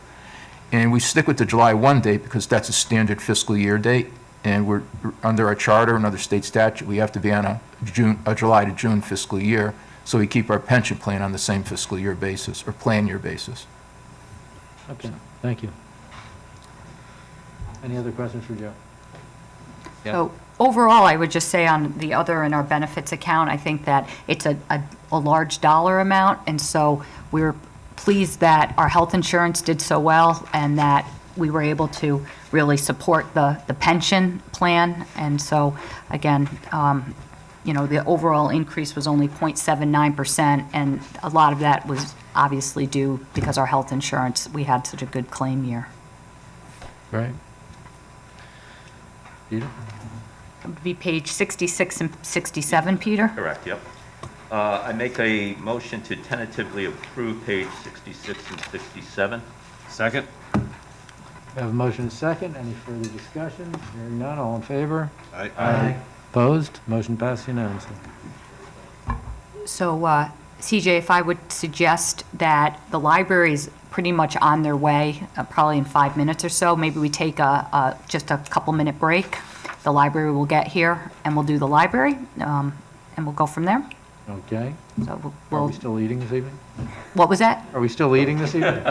We're eating after the library, I Okay, guess. just checking. Okay, we may not, we'll see. So, Slip that by us, yeah, not no, giving us our so, food. this is the plan, it will Only be, a salad, but Yeah, yeah. haven't eaten in a long time. I got you snacks. We're gonna have we're gonna take a 2-minute break, then the library's here, then we'll do the library. If you guys are hungry, then we can eat, and then we're gonna do Public Works, and we're gonna do the revenues, Great. okay? Okay. So take a 2-minute break. 2-minute break. Thank you. We are live. Page 17 is the library grant, third line down. As you can see, it's, the manager's, it's a 3% increase, and it's $2,761,568. And we have our library group here, and I'll introduce Chris Lindquist, our new library director, and you can introduce Dory, and we'll go from there. Thank you. Great to be here. Thanks for the opportunity. Yes, I am relatively new, been here since July, so, nice to be here in person. And Jory Andrews, our chair of the library board, is here with me as well, and I think Jory's got a brief statement. Yes. Well, thank all of you for your time this evening, and we're going to be brief. We know you've had a long day already. But I'm Jory Andrews, the current chair of the library board, and Chris just introduced himself. It's actually been an interesting year for all of us with COVID. Since we were here last March, our former library director left. We had an interim director who did a great job until we were able to hire Chris and have him come on last July. And thank goodness we were able to find an interim director who was willing to take us on in the midst of making COVID plans and all of that. But the library's been doing our best to continue to serve the community throughout the COVID problems, from having to close initially and get PPE from staff and protective screens for staff, to during that period of time, all the staff were wonderful about working from home, fielding calls from patrons by phone, doing remote planning and doing remote Zoom sessions. So we felt it was very important for the library to continue serving the community for help with employment matters and all sorts of matters during this period of time. So we were turned to curbside pickup from March to August of last year. In September, we started offering limited access again and online programs and all of that. The large community room at the library is closed for obvious reasons, and we're also using it to for all the book returns to go in there while they sit for a week before they can go back out to other patrons again. So the staff has really been wonderful and had a lot of extra work they're running through as a result. So we're very proud that the staff has risen to the challenge. You know, Chris came in under trial by fire and has served us well. We're now working on a phased reopening plan. We've just gone to some Saturday hours for curbside pickup. As of April 5th, we're planning on allowing limited access again. We opened for a while and then shut down when the surge started coming back through. So we're hoping, assuming these other strains don't go crazy, that we can open for limited access. Then June 1st, we're going to add additional hours per week and hope that we can be fully open to people by fall. In the meanwhile, the staff is planning great programs for both adult and children over the spring and summer by Zoom. They're planning to have some activities outside so that they can have in-person activities with kids. And they're really being enormously creative to try to continue to serve the community during this time. So we have a quick PowerPoint presentation, which I'd like to turn it over to Chris to run through, and either of us would be happy to answer any questions you may have. Great, thank you, Jory. Thank you, Jory. So again, thanks for the opportunity. You know, I was telling a group of librarians at a meeting the other week, I graduated from library school in 1989, and I missed the Pandemic 101 course. I wish I had taken that course because I could have been prepared. But really, in essence, as Jory mentioned, the staff, prior to my coming on board, did an amazing job, really pivoting very quickly and closing in March, and then kind of going to curbside and grab-and-go services. So continuing to serve the public, obviously, as best we can. As I turn to the, if you'll go to the next slide, please, Anna. The budget, as Kathy mentioned, we have two major sources of funding, as you know. The town of Farmington provides the bulk of our funding, obviously, and we are asking for a 3% increase in our grant from the town in FY22. And the other major source of funding is obviously the Farmington Village Green and Library Association, which provides about 10% of our operating funds. So they're giving us about a 4.5% increase relative to our budget this year. And then, of course, we have other income. We do charge fines and fees, and we get some income from delivery. The state reimburses us for delivering items to other libraries. And as well, we get some donations from our friends, our wonderful friends group. And so, we get some grant funds. So those basically comprise the other income for a total budget of $2,994,981. And you can see, again, the comparison. I think the 3% increase is in line with, increases in prior years, based on my knowledge. The next slide, please. So just highlights from the past year, fiscal year, FY 2021. Again, Joyce kind of mentioned we responded to COVID-19, been putting in place a 4-phase reopening plan. We're kind of in phase 2.5 right now. I'll get into some of that, but the COVID obviously impacted our usage figures significantly, and I'll show you some of those numbers later in the presentation. And I just wanted to kind of give you a sense of how we compare to our peer libraries. So I have got a slide with some information about our peer comparisons. The Board of Trustees, I can't say enough about what they've done and accomplished in hiring a new director and really keeping the ship running, over the past year. Jory and I have formed a few new committees: a capital planning committee, a technology committee, a personnel committee, and a Farmington room committee. So we'll talk a bit about the initiatives of each of those committees. And a couple staff, in addition to myself, started this past year. Actually, Greg Siklicki is our new facilities manager. I think he started just before COVID hit in March. He started last February. And Shauna Shea is our marketing and publicity librarian. She started about, I think, 3 months ago. So we've got some new staff. And next slide. So the 4 phases, as Joy mentioned, kind of last March, mid-March, we stopped providing in-library access to the libraries, initiated curbside pickup at both the main library and the Barney Library, started really providing services remotely by phone and email. We initiated online programs for children, teens, and adults. Zoom is obviously the platform there.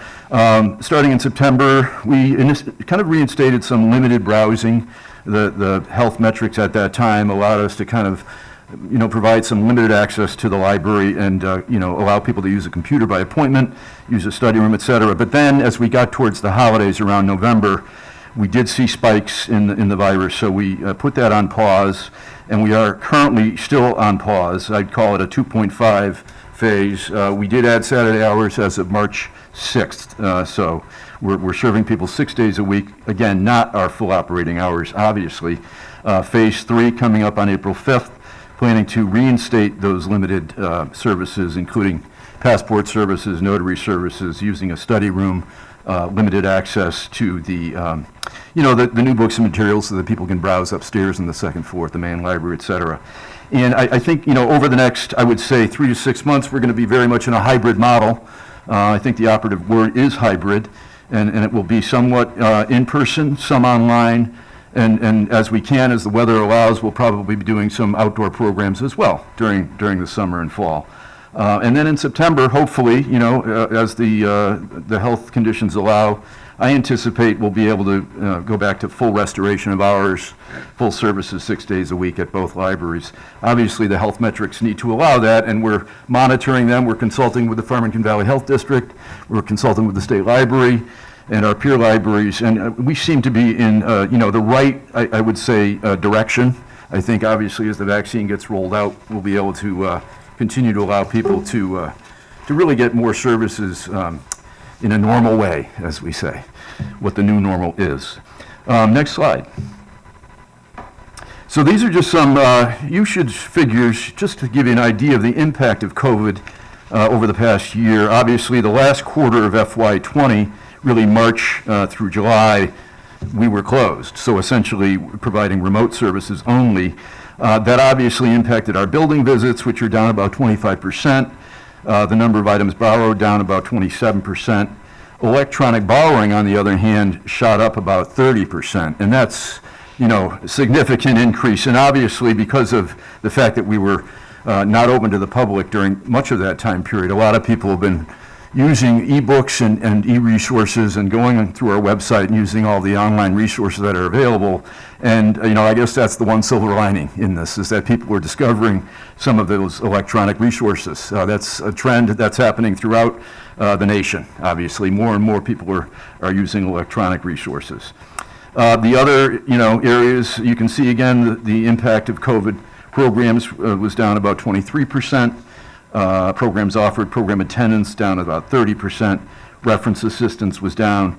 I should note in terms of reference assistance, it's a matter of quality versus quantity. While the numbers may be down, I know that the reference staff has been providing exceptional service, kind of helping people use their devices, whether they're at home or in the office, to access the electronic resources. And, there's a lot of information they have to provide over the phone in order to use those resources. So I know that is a number that's kind of, you might not know the kind of the behind the scenes of that, but the reference staff has been doing an amazing job over the past 6 to 9 months, really, training people to use the e-resources. And so that number's, kind of doesn't really reflect all the work that they've been doing. But 41,000 is still a pretty significant number in terms of reference transactions. Computer usage is down, obviously, as well, because we were closed to the public. The number of borrowers is strictly a matter of, it's gone down about 11%, but that was a purge of old expired library cards that was done during FY 19-20. So in terms of if you go to the next slide, please, of our, how we compare to our peers, this is a group of libraries that are in our peer group. So Avon, Simsbury, Ridgefield, Newington, and Glastonbury are in our peer group.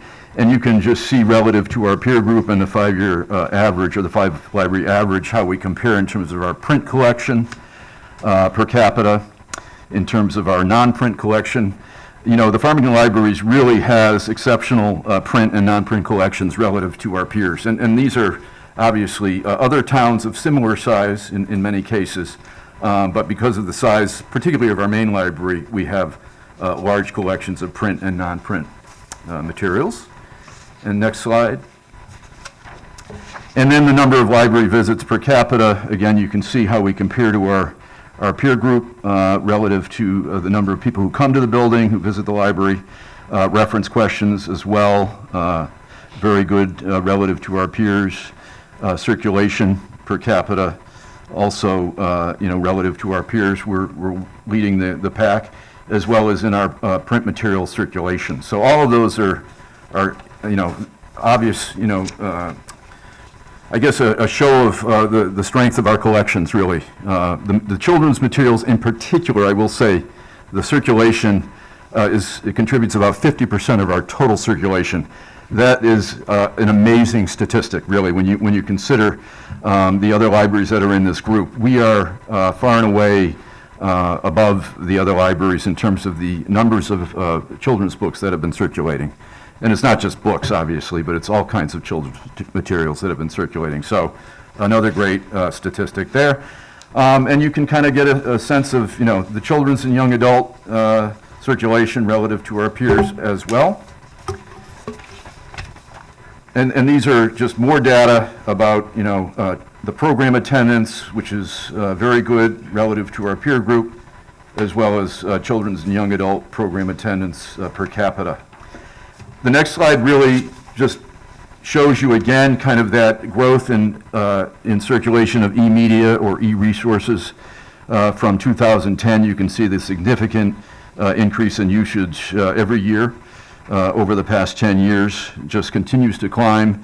More and more of our circulation will be, I'm sure, reflected in future years in terms of e-resources and e-media. Next slide. So again, 4 committees have been very, very active since I started, and thanks to the trustees who have, taken it upon themselves to lead these committees. I have Matt Sweeney, who's the chair of the Capital Planning Committee. We've been working on developing a 5-year capital plan for the libraries. A number of things are kind of on our list of things that we'll need to address in the, say, next 4 to 5 years. One of them being the replacement of the roof of the main library. That's probably the largest capital item that we're going to have to take care of. So we're developing a 5-year capital plan in order to put money aside for that eventual replacement. We will be doing some redesign work in the children's room at the main library. Erica Bajrami, who's the children's librarian, has a great plan of kind of redesigning that space. and we're going to be working with a design consultant. More intentional play and learn spaces, more age-appropriate spaces, zones, instead of the way it is now, which is not as intuitive and functional as it could be. I think it's time for a makeover, as they say. So over the next, say, 6 to 9 months, we'll be starting on that redesign.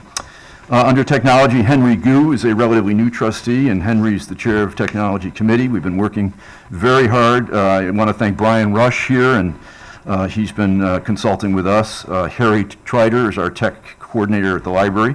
We have a number of initiatives. We're going to be developing a technology plan, kind of a multi-year plan for our hardware, software on the public and staff side, as well as a replacement plan so that we can plan for the replacement of hardware over, say, the next 4 years on an annual basis, and upgrading in the next, say, 3 months on our staff and office PCs to Office 365. So kind of a few of the initiatives under the Tech Committee. Under Personnel, Alex Thomas is the chair of that committee.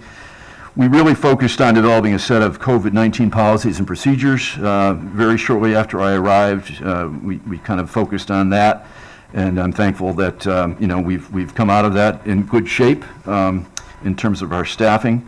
Developing ongoing training and development plan is one of the initiatives we're working on currently. So the staff will have both online and in-person training as we're able to provide them some training that will be basically germane to the areas of responsibility they have. We are going to be conducting an assessment of our board and staff, our collections and services relating to diversity and inclusion. We think that's an important, obvious social concern, and we want to be kind of having a part of that conversation. So we're going to be working with an outside consultant to kind of do an assessment and have some discussions with our board and staff about diversity and inclusion. So that'll be coming in this coming year. And finally, we're going to be reviewing the overall structure of the library, kind of getting a sense of our staffing, how we can be responsive to the changes coming down the pike and post-COVID. What's the library going to look like? I think it's very much going to be a hybrid situation, and we want to be prepared for that. So we'll be assessing our personnel and staffing.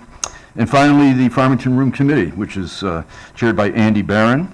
We're planning to digitize a number of our local history archival materials and upload them to something called the Connecticut Digital Archive so that they will be discoverable.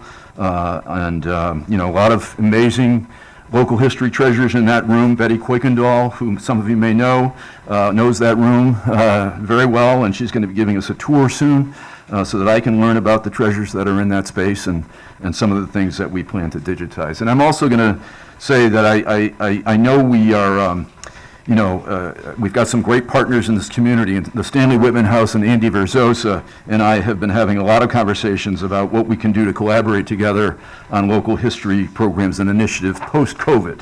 So looking forward to that as well. Next slide. So these are just a few images of what life looked like before all of this happened last March. Amazing programs that our children's, teen, and adult librarians put on day in and day out. It's really very impressive.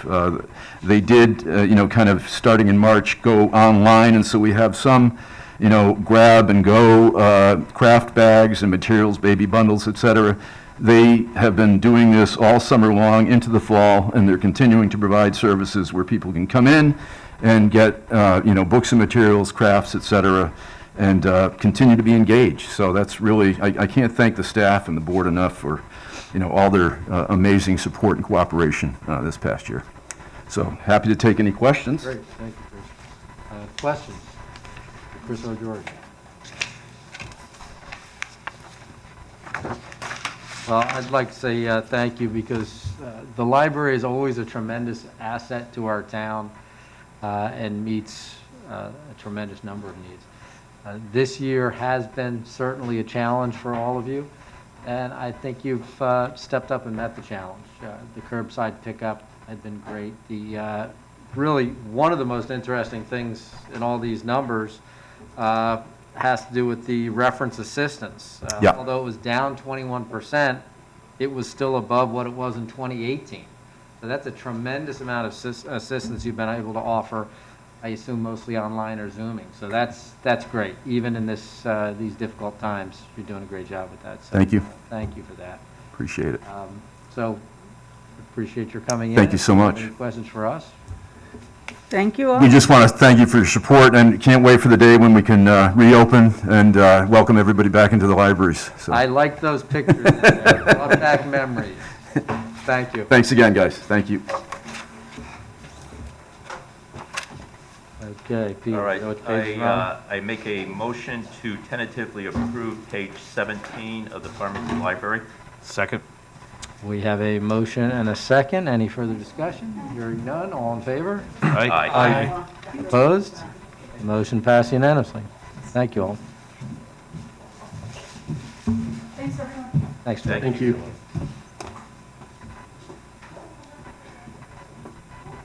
So, Kathy, I thought this would be a good time to break for dinner. I think that's a very good idea. Okay. Okay, we're going to take a short break for sustenance. Thank you. We are now moving on to Public Works. We are going to do, I thought, revenues. Russ Arnold is on his way, so we will, we can do the revenues first, and then Like we'll... I said, we're going to do revenues. The revenues are at the first pages of the budget book.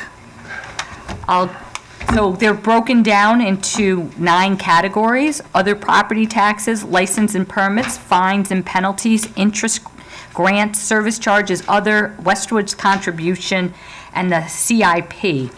I'll ask Joe to go through it in detail, but in general, our revenues are down 1.87%.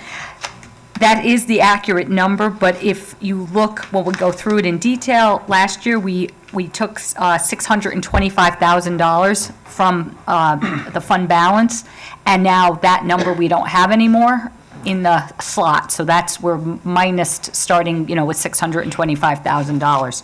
So Joe, maybe you want to go through the revenues for us? Sure. I'll just go hit some of the highlights in some of the categories, starting with the other property taxes. Taking out the current taxes, which is what the levy, which you set when you set the tax rate, and not counting that, talking about the other ones, that's projected for next year to be up about $83,000. And most of that is going to be, what we think will be in the delinquent taxes and interest and lien fees. Both of those, we're having a good year with both of those this year. We think that will carry forward into next year. We'll be able to pick up money there. The supplemental property tax, we do have a decline this year. The overall levy was down about 10%. I had told the council a couple of months ago we thought it might get down to about 25%. It ended up being down about 10%. So it's not too bad. One of the things, we saw a large decline in the number of motor vehicles being purchased, but the vehicles that were purchased for that supplemental levy, the value was greater, and we should see it higher next year also, because used cars are at a premium right now, and those values have been increasing and should be reflected on the grand list next year. License and permits, the big ticket item there is the building permits. People are staying home. You've all heard the stories, a lot of do-it-yourselfers, a lot of people staying home, putting improvements in. The swimming pools was a hot topic last summer. So we see that building. We don't see it going as strong as it is this current year, but we felt that it would be an increase for next year, so we increased that revenue by $40,000. Fines and penalties are pretty much stagnant. That the large driver there is the court fines, and that's moving violations. Whenever we write a ticket, the money actually goes, moving violation tickets, the money actually goes to the state of Connecticut, and they give us back a portion of it. That's been trending downward, and again, that's part of that has been a general trend over the past few years, but also COVID-related. A lot of activity did decline over the past year due to the pandemic. Big decrease in the next category, interest earnings. I did mention this to the council, I think during my financial forecast. When the rates prior to last March, the rates were actually inching up. We were actually looking pretty good for last year. And if you could see last year, that very first column on the left, last year we collected over $650,000, almost $652,000 in interest income. In March, the rates crashed, and the rates have stayed there. Last year at this time, we were collecting about 2.5%. Some places were offering almost 3% on interest rates. Now we're getting 0.1, 0.18. We're barely getting 0.2%. So I cut that in half from what we budgeted this year. We're not going to make this year's revenue estimate, as you can see in that estimated column.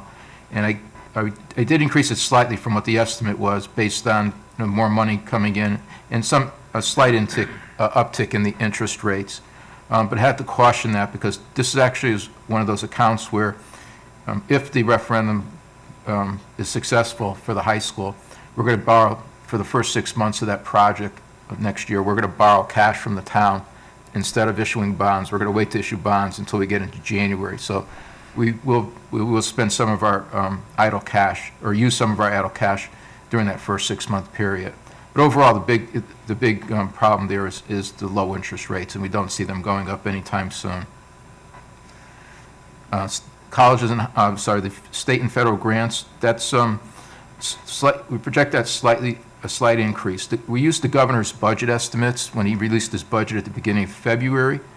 One of the and those are relatively flat numbers from what we received this year.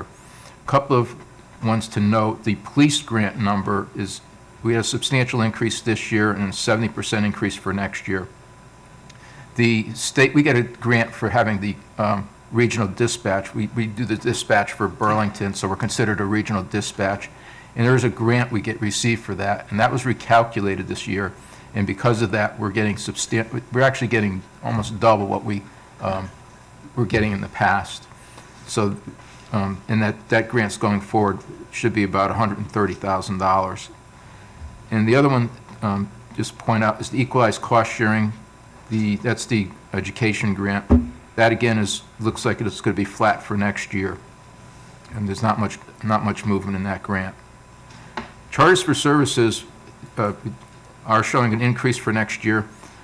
You've all heard, and some of you that work in the field probably know, real estate's been going crazy. People have been buying and selling houses rapidly, and that's resulting in conveyance tax increases and also in the recording fees, the town clerk fees, the recording fees, and those numbers are up dramatically from what we budgeted this year. We see that carrying forward into next year for the most part, and so we didn't build it up to where we think we're going to. We didn't build it up as high as what we think we're going to get this year. We think there will be some leveling out, but we did increase those two revenue accounts significantly for next year. On the other revenues on the second page, the big item to point out there is the other assessments. That we had budgeted that's the assessments or what we're charging the other towns that utilize our sewer system, our wastewater treatment plant. Canton, Burlington, Avon, and the Yukon Health Center. And by their agreements with the town, they have to share in the cost of the upgrade that took place. So we did levy assessments. We estimated initially, we were uncertain how it was going to shake out, but we knew we were going to get something in the current fiscal year, so we budgeted $450,000. When we did the final closeout on the project, and we did the final flowage and did the calculation, we actually were going to receive almost double that $450,000 in the current year. The year we're in right now, we're looking at $867,000 in assessments, and next year it'll be about $811,000 in assessments that'll be coming in from those three towns in the Yukon Health Center. So that's a substantial increase from the current year in the revenue count. And then Kathy pointed out under transfers, if you may recall, last May when you balanced the budget, you took back some of the money out of that you had sent to the capital budget for the Parsons purchase. You took that money back in as a revenue item into the general fund. And unfortunately, that was a one-time item, so we do not have that for next year, so that does reduce overall the non-tax revenues. And then the final item we have is the Westwoods contribution. As Kathy mentioned before, the Westwoods Golf Course is doing great, and they are going to make their contribution this year, and we anticipate that they'll be able to make their contribution next year. So overall, that's the non-tax revenues and what they look like. Anybody has any questions, I'd be happy to answer them. Question for Joe. On the revenue side. Joe, just what was reported today in the Hartford Current that potentially through the new federal spending program, Farmington potentially might get $5 million. Can you tell us how that works and, from past experiences, what we can expect from this possibly from past experiences?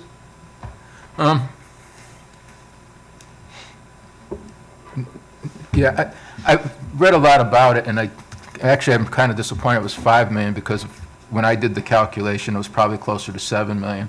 But if they think it's 5, it's 5. But it's money that's going to come to the. There's not a lot of information out on it yet, and a lot of it has to be regulations have to be developed by.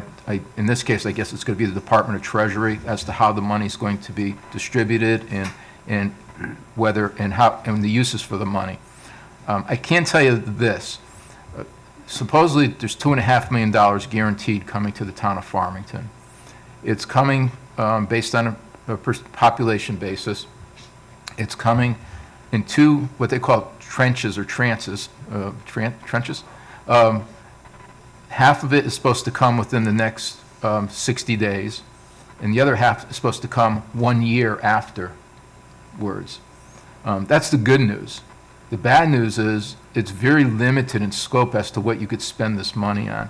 And two of the things it specifically says, and actually there's been a lot of controversy about it because the people who wanted the language put in there aren't happy that the language is strong enough, and the other people think there's a loophole. But basically what it says, you cannot use this money for pension funding, and you cannot use this money to reduce your taxes or reduce either the increase in your taxes or reduce your taxes. So those are, but other than that, the spending part of it is also limited. It's supposed to be devoted to expenses related to the pandemic. And it could go, for example, overtime or premium pay for essential workers during the pandemic. It can go for, it can go directly to people who are working, essential workers in the pandemic. It can go towards providing some type of assistance to businesses that are suffering because of the pandemic. And then, interestingly enough, it could go towards certain infrastructure. It can go towards water treatment plant infrastructure, wastewater treatment plant infrastructure, and there was one other infrastructure. Broadband. I'm sorry? Broadband. Broadband, thank you.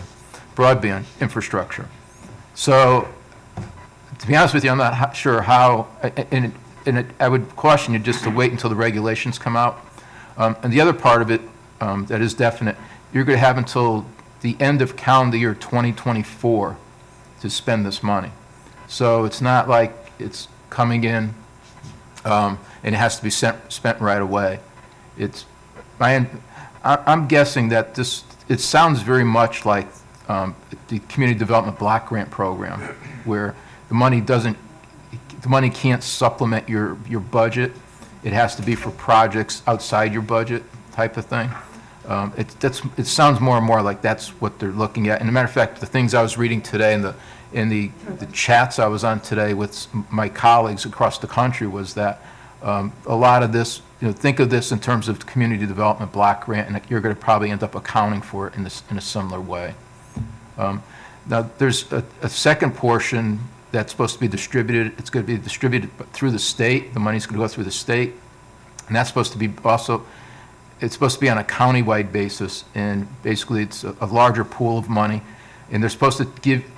You're supposed to get money based on your population versus the population of your county, And looking at that, if that's the true formula that they're going to use, that's like another $5 million to the town of Farmington. But I know very little about that or how, and I think it's got the same limitations on spending as this money does, but very little information has come out on that portion of it. So with the bill itself, they didn't put much detail on how the money could potentially be used. You're just going by what you're talking here, what you found out today and past experience. Right. It's basically, the bill is available to look at, and there's certain sections of the bill that are available. You could, you could go out and read, there's certain sections of the bill, but right now I've read 3 different interpretations of the bill, and all of them are pretty similar to what I just mentioned in terms of the restrictions on the money. I think the only really unknown for like people at towns like Farmington is that second portion of money that's going to come out, how that's going to be allocated, because that's going to be, it's going to the state. The 2.5 is supposed to come directly to the town from the U.S. Treasury. The other portion is supposed to come through the state of Connecticut to the municipalities. And what complicates Connecticut is it's supposed to be done on a county-wide basis on the assumption, like, as you know, even though we consider ourselves in Hartford County, there is no county government structure that would actually distribute it, so it would be the state that would do the distribution. So that's what we know so far. Thanks, Joe. Other questions for Joe? Joe, I'd read the same, the per capita would be a substantially different number than that 2.5 that I saw today online. So let's hope that's what they actually go with, and there's more money coming in. And isn't some of this supposed to be earmarked towards the education versus the town? There's a whole another section of the bill, or the law now, the Public Act, that talks about education and allocates funds to education. I did not look, I don't know what the numbers are for that, or how the allocation is going to take place, but there's a whole appropriation and section of that bill that just deals solely with education in the pandemic. Yeah. And primarily, most of it's to do with reopening and with addressing the mental health needs of students and the possibility of online learning. Yeah. Okay. Thank you. Any other questions for Joe? I am surprised that our dog licenses didn't go up. I figured everybody was buying a dog this year. That's got to go up. I did not address, I mean, obviously it's not a significant number, but 50% of whatever Paula collects from dog licenses has to go back to the state of Connecticut. They have a very convoluted formula that they use to get that money back. So even though we retain it, at the end of the year, we actually give them back 50% of whatever we collect. Can we give them back the tail end of the dog? Well, it's funny because, and I just, one of the cautions in putting together some of these numbers was that a lot of articles are now coming out.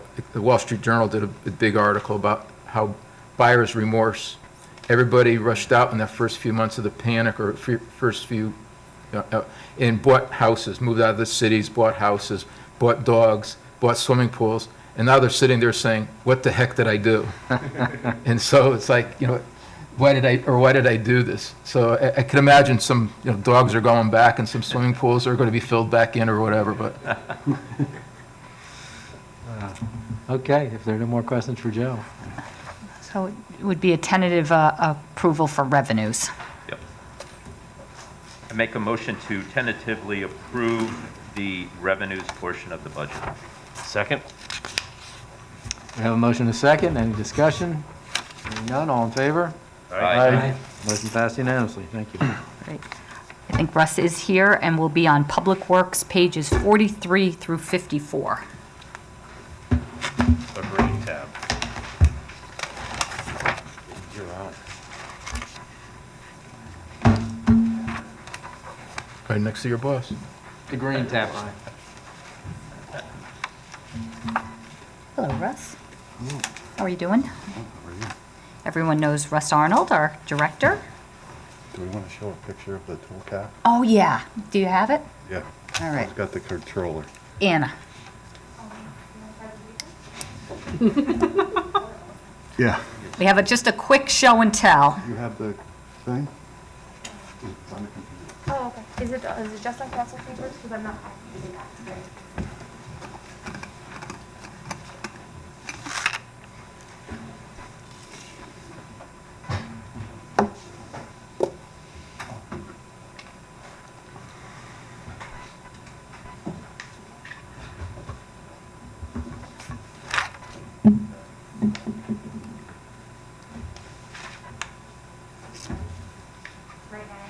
Sure.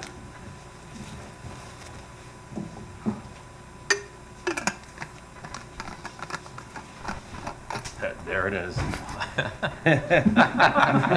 So if you remember from our capital projects, we had to describe the toolcat, and I figured I'd let everyone know what it is. So that's, comes with about 7 different attachments. I didn't bring those pictures with me, but I just wanted you to see the actual machine. So this is our personal reveal. It's a toolcat. Yes. Russ is nice enough, and Scott Zanke used to do it for all the capital projects. They put a picture of each piece of equipment in my budget book, so I can remember what they look like. And I do not color them. Very nice. We don't want to start any fires. Okay. Well, thank you, Russ, for that. I always like the pictures. So Russ's accounts are 43 through 54, and a couple of things to note. It's very flat. The total account has gone up 0.23%. Again, the salaries are not in this account. It's just step increases. But I do want to note that step increases, are costly, but you can see here that we have hired so many new highway people that our overall salaries have come way down in this account. So even though, because we usually hire people at a lower rate. So again, this account is at 0.23%. The civil engineer position, which was funded for half a year in this current budget, it's funded for a full 12 months. The Highway and Grounds operation shows funding for 4 seasonal summer employees who will be used to supplement the regular staff. And again, based on somewhat what we talked about with the police department, there is money that these seasonal help were really very valuable last year with, again, our rails to trails being used all the time, our riverfront being used all the time. And we supplement our full-time staff with the part-time staff with our summer help. And I think did we budget an extra week in there? I think we may have done that to do that for, I believe so. For like COVID and things like that, just because we want a longer period of time with the summer help kids there. And other than that, this is a pretty flat account. Did we add a lifeguard for the river? No. Just check. Are you offering? Yeah, I'm free this summer.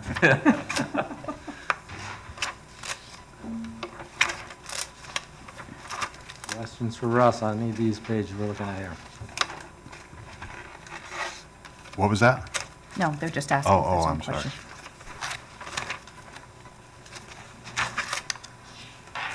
I'll give you all a few minutes to look through the pages, see what you can come up with.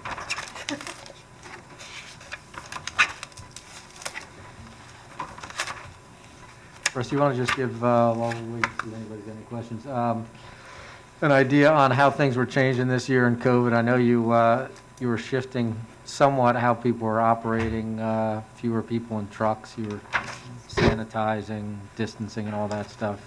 Sure, you want me to describe our process? Yeah. Absolutely. So it was a learning curve for everybody this year. Back in March when we separated, and we are now, with the numbers where they are, but we sanitize our vehicles, our equipment every day in the morning. We'll sanitize them at night after the guys get back to the garage. We were using 1 truck per person for a while. Now that the numbers are down, and if we have to, 2 guys will ride in a truck with masks on.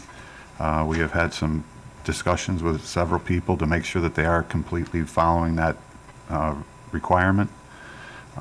Anytime that we need to, pick something up, go somewhere, we have purchased masks for them. They are wearing masks.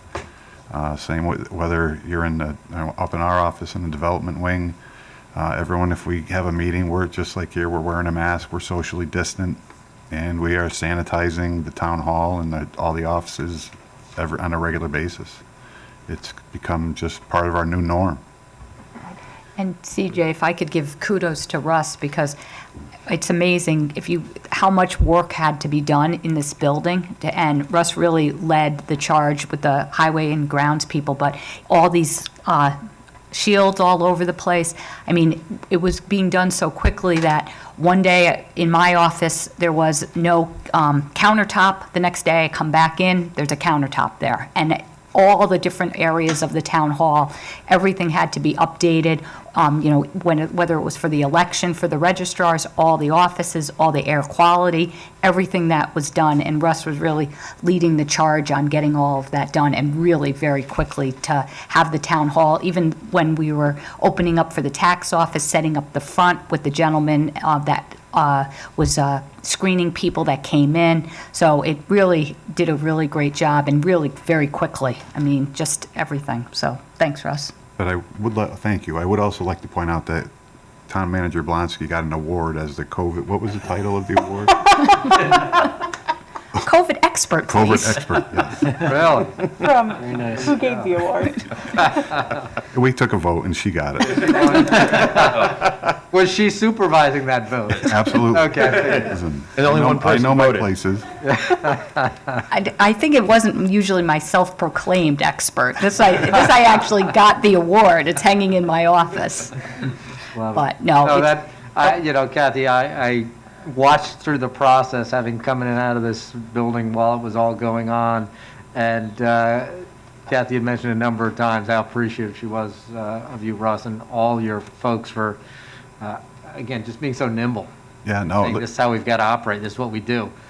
These that the council surrounded by right now were put together for the vote count. Correct. And we figured out how to repurpose them so you could see our pretty faces. Absolutely. And listen, it's a team effort. We have a lot of good people that work in Public Works, and it was more or less, we talked, Kathy said, here's what we need to do, and we just started doing it. So it wasn't, we just rolled with it, and I got to thank all the people who were involved with it. It's just, it's truly a team effort. And people, it's for everyone's safety, and that's what we're all looking out for. No one wants to be a number or a statistic, and knock on wood, we've had very few cases in the town, which is a good thing, within, the town departments. Yeah. And employees have done very well. everyone's taking it very seriously, so. Well, thank you. It's And not a joke. Pass along our thanks. I will, thank To all staff, because it's, COVID didn't happen in a void. I mean, I've said it before. We had all the regular business that had to be done, and there was a little storm and a power outage, and there was a situation where your folks did a tremendous job clearing the roads, clearing all the trees and everything around the wires. Yeah. So when Eversource decided it was finally time to show up, they could just hit the ground running and take care of everything. So what was it, 24 hours after they finally hit town, they cleared up, we got power back to 99%. It was just getting them to town. Could I tell you just a quick story? We're hiring a new highway maintenance person, and he actually comes from the tree service. What's our tree company? Asplund? Yes. And he told me this story when I did the interview with him. He said, I said, well, why do you want to come to Farmington? And this is, again, just the first time I ever met him. And he said, I tell you, the reason why I want to come to Farmington is because I was out on that storm, and I was out on Route 4 when the whole tree went near the old wooden tap. And he said, I was there, and your chief of police was with the chainsaw taking the things down. The highway superintendent was there directing, getting everyone set. And he goes, I couldn't believe that the whole team effort of the Public Works and the police department and everyone was just stepping up to the plate. And he just said, I couldn't believe that's how the town worked during the storm system. And he's like, that's why I needed a change, and I thought this would be a good place. So, and that was unsolicited to me, but I thought that was cool. Great. Just how he remembered it. And He missed Peter at that stop. Peter was working the chainsaw too. Oh, right, That's right. so, with the chief. But it was, So, it was that's a nice great story. It was a good Yeah. story. So. And I think that's one of the reasons so many people love being in this town and coming to this town, because it is a group effort, and in situations like that even more so. How was the dump volume-wise this year? Did we see a lot more? I mean, we had it the storm, but otherwise, are people just spending extra time cleaning up their yards? Oh, yeah, we had a tremendous increase. We were up about 60% more than normal prior to the storm. Wow.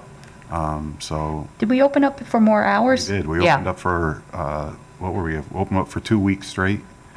I think we were open up on Saturday. I don't think we did Sunday, but we were open up for Saturday, the 2 full weeks, 2 or 3 weeks, and then Saturday it was, I mean, people were just cleaning, and especially last spring, before the storm, we were like, oh my goodness.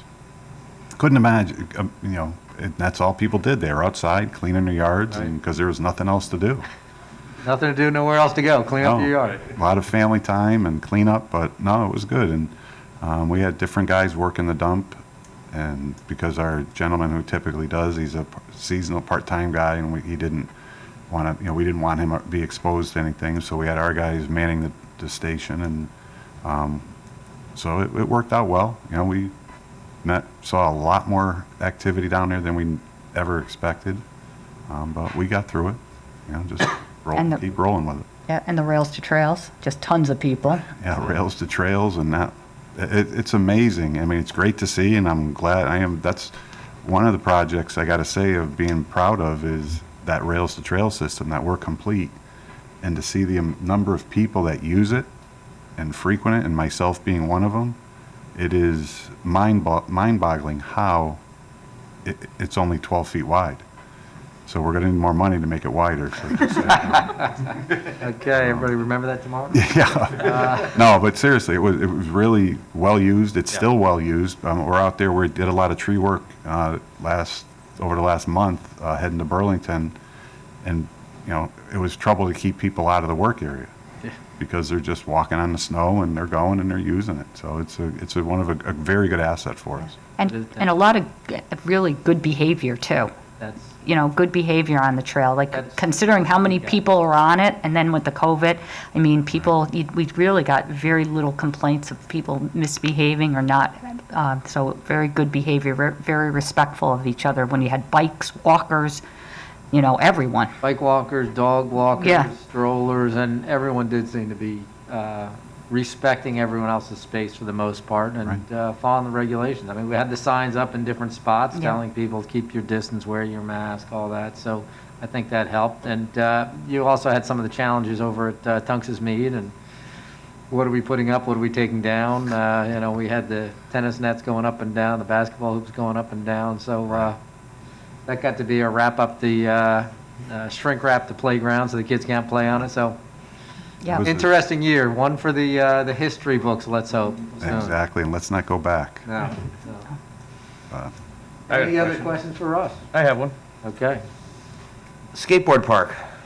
How are we looking for a time frame when budget is done and approved to getting it all completed? That's probably going to be all season. We're going to have to come up with a plan of what we're going to put in and for what different equipment we're going to get and finalize that. It'll depend on the actual number if the 100,000 stays.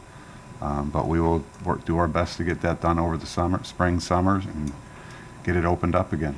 And staying in the same area, or are you looking to relocate? Yeah, stay in the same area. If we have to make it a little bigger, we'll do that. Take some more of the parking lot if we have to, depending on the equipment and what the final design will look like. Great. And thank you for everything you do, Russ. It's really appreciated. Oh, thank you. So, Joe, you got a little time to get your skateboard ready. Get the wheels going. I have graphite. I need a helmet first. No, you don't. Peter? Russ, one thing that in the old snow and ice control has this terminal that shut down on the shore. Will that have any impact on us next year or anything, buying material? No. Or cost? Or? No, it shouldn't. We weren't purchasing through them. Yeah. So our salt supplier wasn't part of that whole situation. We were, a couple of years ago, we were. Yeah. And when we kind of heard grumblings about it, so we went back and we always got from the CROG bid, and we stayed with CROG, and we go with the state. And then, but no, we weren't impacted by that, so everything worked out well. So no impact to us? No impact, no. Thanks, Russ. You're welcome. Yes, sir. Russ, thank you again. Question, the ash trees, do we see, gonna have a problem with all the dying of the trees? Yeah, quite a few. We're watching, and we have a lot that we've been taking down already. They're growing. It's in number of how many takedowns we have, but we're constantly watching as much of our properties as we can. But it's not much of an increase, but a lot of the ash are dying anyway. But the numbers are starting to creep up a little bit. Thank you. You're welcome. Thank you. Okay. Other than, just to say, yeah, thank you for everything you do. Oh, Town together. no thanks are needed, but I thank you. enjoyed walking with you around Main Street and getting to know you better. Yeah, same here. It was a pleasure. So that's it for Russ, and that would be, Peter, pages 43 through 54. Got it. I make a motion to tentatively approve pages 43 through 54 for Public Works. Joe Capitaferro, second. We have a motion and a second. Any discussion? Hearing none. All in favor? Aye. Aye. Opposed? Motion passed unanimously. Kathy? Yes, Page 26? page 26. Did I miss one? Yes, let's go to page 26.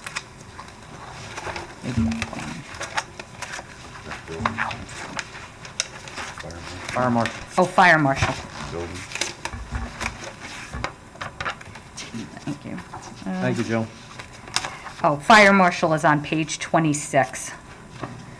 The account I always like to mention on that is our hydrant charges. I just like to mention it because it's over $1 million. It's one of our biggest line items, and it does increase, quite a bit. So it's a maintenance fee to the various water companies to provide water service. And again, it's, as you can actually just see, it's how much it goes up every year. It's an expensive line item on the town side of the budget. Can I ask you a question on that? Are there any other options with the river nearby? I mean, that's not pressurized water coming out of the river, but are there any other privatized options that we could do? Where's the fire hydrant? No. No, because you need the Yeah. pressure on the line Yep. to provide the water if there is Yeah. a fire. Otherwise, it'd be a gravity system. And given the fact that the majority of the town is already served by public water, we'd have to, build a reservoir or different ponds and pump them in. It just wouldn't make. It costs a little more than $1 million a year to do that. It really would, yeah. And it's not just for the hydrants, it's for that cost is for the lines as well. Right. It's for the whole fire system Yeah. is what Which it's is for. throughout the town. Correct, and that's for all the systems. Right. All the different water companies, I should say. And about 1,000 hydrants if I'm looking at this, so. Yeah. Okay, thank you. So that would be, Peter? Peter, it's page 26. Yep. Are there any questions? Oh, yeah, sorry. One question. Gary? With the extension of the water line at Batterson Park, are we gonna get more hydrants up there, or? Just two. Yeah, and the majority of the cost is from Connecticut Water, since they're the predominant company in town. They have basically all the water rights, public service rights for town, and then there's agreements that get made, like on the west end of town, for MDC, for New Britain Water on the other side. We have a little bit with Plainville. We have some with Avon, which is now Connecticut Water. They've been purchased. So it's basically wherever the water main was easiest to extend to. And they have agreements with through the state that allows the different companies within the town. But and there's varying rates for each of them, but we're only adding two more on that 2,400 feet of pipe. Basically one at each end of the project. So, and I worked with Mike Galino on that. Whenever we're adding a hydrant or talking about hydrants, I work with the fire marshal to make sure that he's satisfied to being able to access it for the distance between them. Thank you. Any other questions? Okay, Peter. I make a motion to tentatively approve page 26, the fire marshal's. Joe Capitaferro, second. We have a motion and a second. Any further discussion? Hearing none, all in favor? Aye. Opposed? Motion passed unanimously. We have one more account. Page 42? Page 42, I think.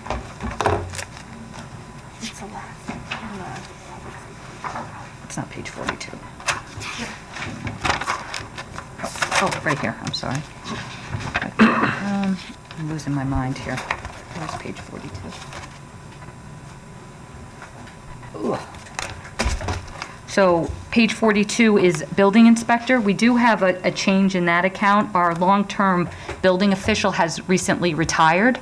And so he's retired, and we are looking to have that position be part-time. And then we also have, how we do it, it's kind of a funky way that we have it. So we have a development inspector, correct? Is that what Steve is? He's project engineer now, Steve? but he was a development inspector. Okay, so Steve is the, Deputy building official and a project engineer for engineering. so he does both. So he does building, he's a building official and does work for the engineering department. So he's still going to continue to do that. Our full-time building inspector has retired. We'll probably have him come back part-time, and then we're going to evaluate the needs if we need to look to make it full-time again. But we're going to see right now, there is, as Joe and everyone said, there has been some growth, obviously, with building inspections, but we want to just see how it goes before we decide if we want to have another full-time building inspector or not. So we're going to see some savings in that account. Great. Any questions on that page? Seeing none, Peter. Make a motion to tentatively approve page 42, Oh, building yeah. inspector. Second. Have a motion and a second. Any discussion? Seeing none, all in favor? Aye. Opposed? Motion passed unanimously. Joe, did I hit all Russ's accounts and all the accounts? Yep, that's everything for us, yep. Yeah, okay. Thank All you. right, thank you. Thank you, Russ. Thanks, Russ. Thanks.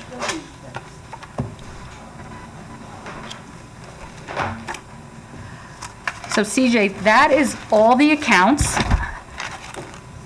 We have hit all the regular accounts. We've hit debt services. Joe, we did the non-tax revenues, correct? Yep. We did that. So we've gone through everything. Do you want me to kind of just give like a little wrap-up? Yeah, that'd be First? great. Okay, so if everyone kind of wants to look at their tax and budget worksheet, their front page, First page. first page.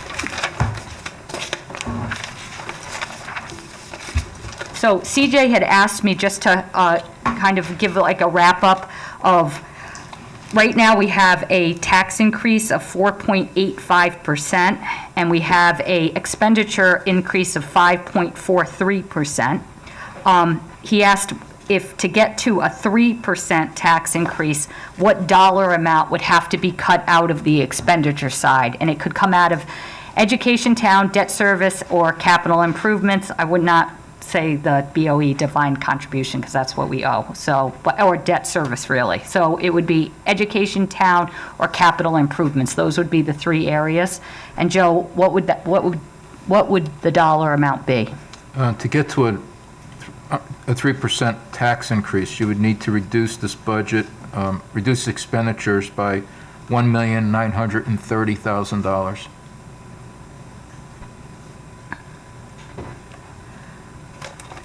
Okay. A couple of other things I just wanted to mention, that the capital, just as a reminder, is that our capital is at $4,227,000. Our target at 3% is $3,386,000, and at our target policy minimum is $2,822,000. So the capital alone, based on our lowest level of our policy, is, or the 3% is almost $1 million higher than what it usually is, just to kind of give you a ballpark. Okay, with that ballpark, could I ask you, let me, Joe, if you know this, if we used that ballpark and we had the 3% as our capital, which was our high-end target we were talking about to replenish, we requested the board come in and show us what a 3%, if they were at a 3%, what would that do to our overall number? Do we know that offhand? So you'd be at, it'd be 900,000 plus you'd be at, you'd be at 1 point, it looks like 1.7 or 1.8 million dollars. So you'd still be shy of your 3%. You'd probably be around 3.1, 3.14. Okay. So you need to reduce it, some additional monies. Gotcha. Okay. Any questions on the summary at this point? Saturday is going to be the day where we start digging in. What time is the Board of Education coming in on Saturday? I don't know. I didn't hear what that, I didn't hear. It starts at 9 o'clock, so we don't usually, they're usually here. So, but we start at 9 o'clock. We've gone through all the accounts, so you guys will really just start discussing where you want to be. And I know that I think the board will be here, so you can either have them come in first or, you know, whatever you guys want. I'll talk to Kathy tomorrow. Okay. Any thoughts on that? If we have them come in first, they were going to let us know what the 3% would look like, and that might be a good starting point for us all, and then we can carry on with the discussion. Does that sound logical? Yeah. Okay, so I'll have Kathy and Ellen here for 9 o'clock. Great. Okay, good. Do they need breakfast orders? We'll talk to Anna. Okay. All right, thank you. Thank you. That covers all our business for today. As we're trying to get to a certain point, I will leave you with a quote from the great Yankee philosopher Yogi Berra. If you don't know where you're going, you'll end up someplace else. Peter? I make a motion to adjourn the March 11th, 2021 Farmington Town Council meeting. Second? We have a motion and a second. Any discussion? All in favor? Aye. Opposed? Motion passes. You're adjourned.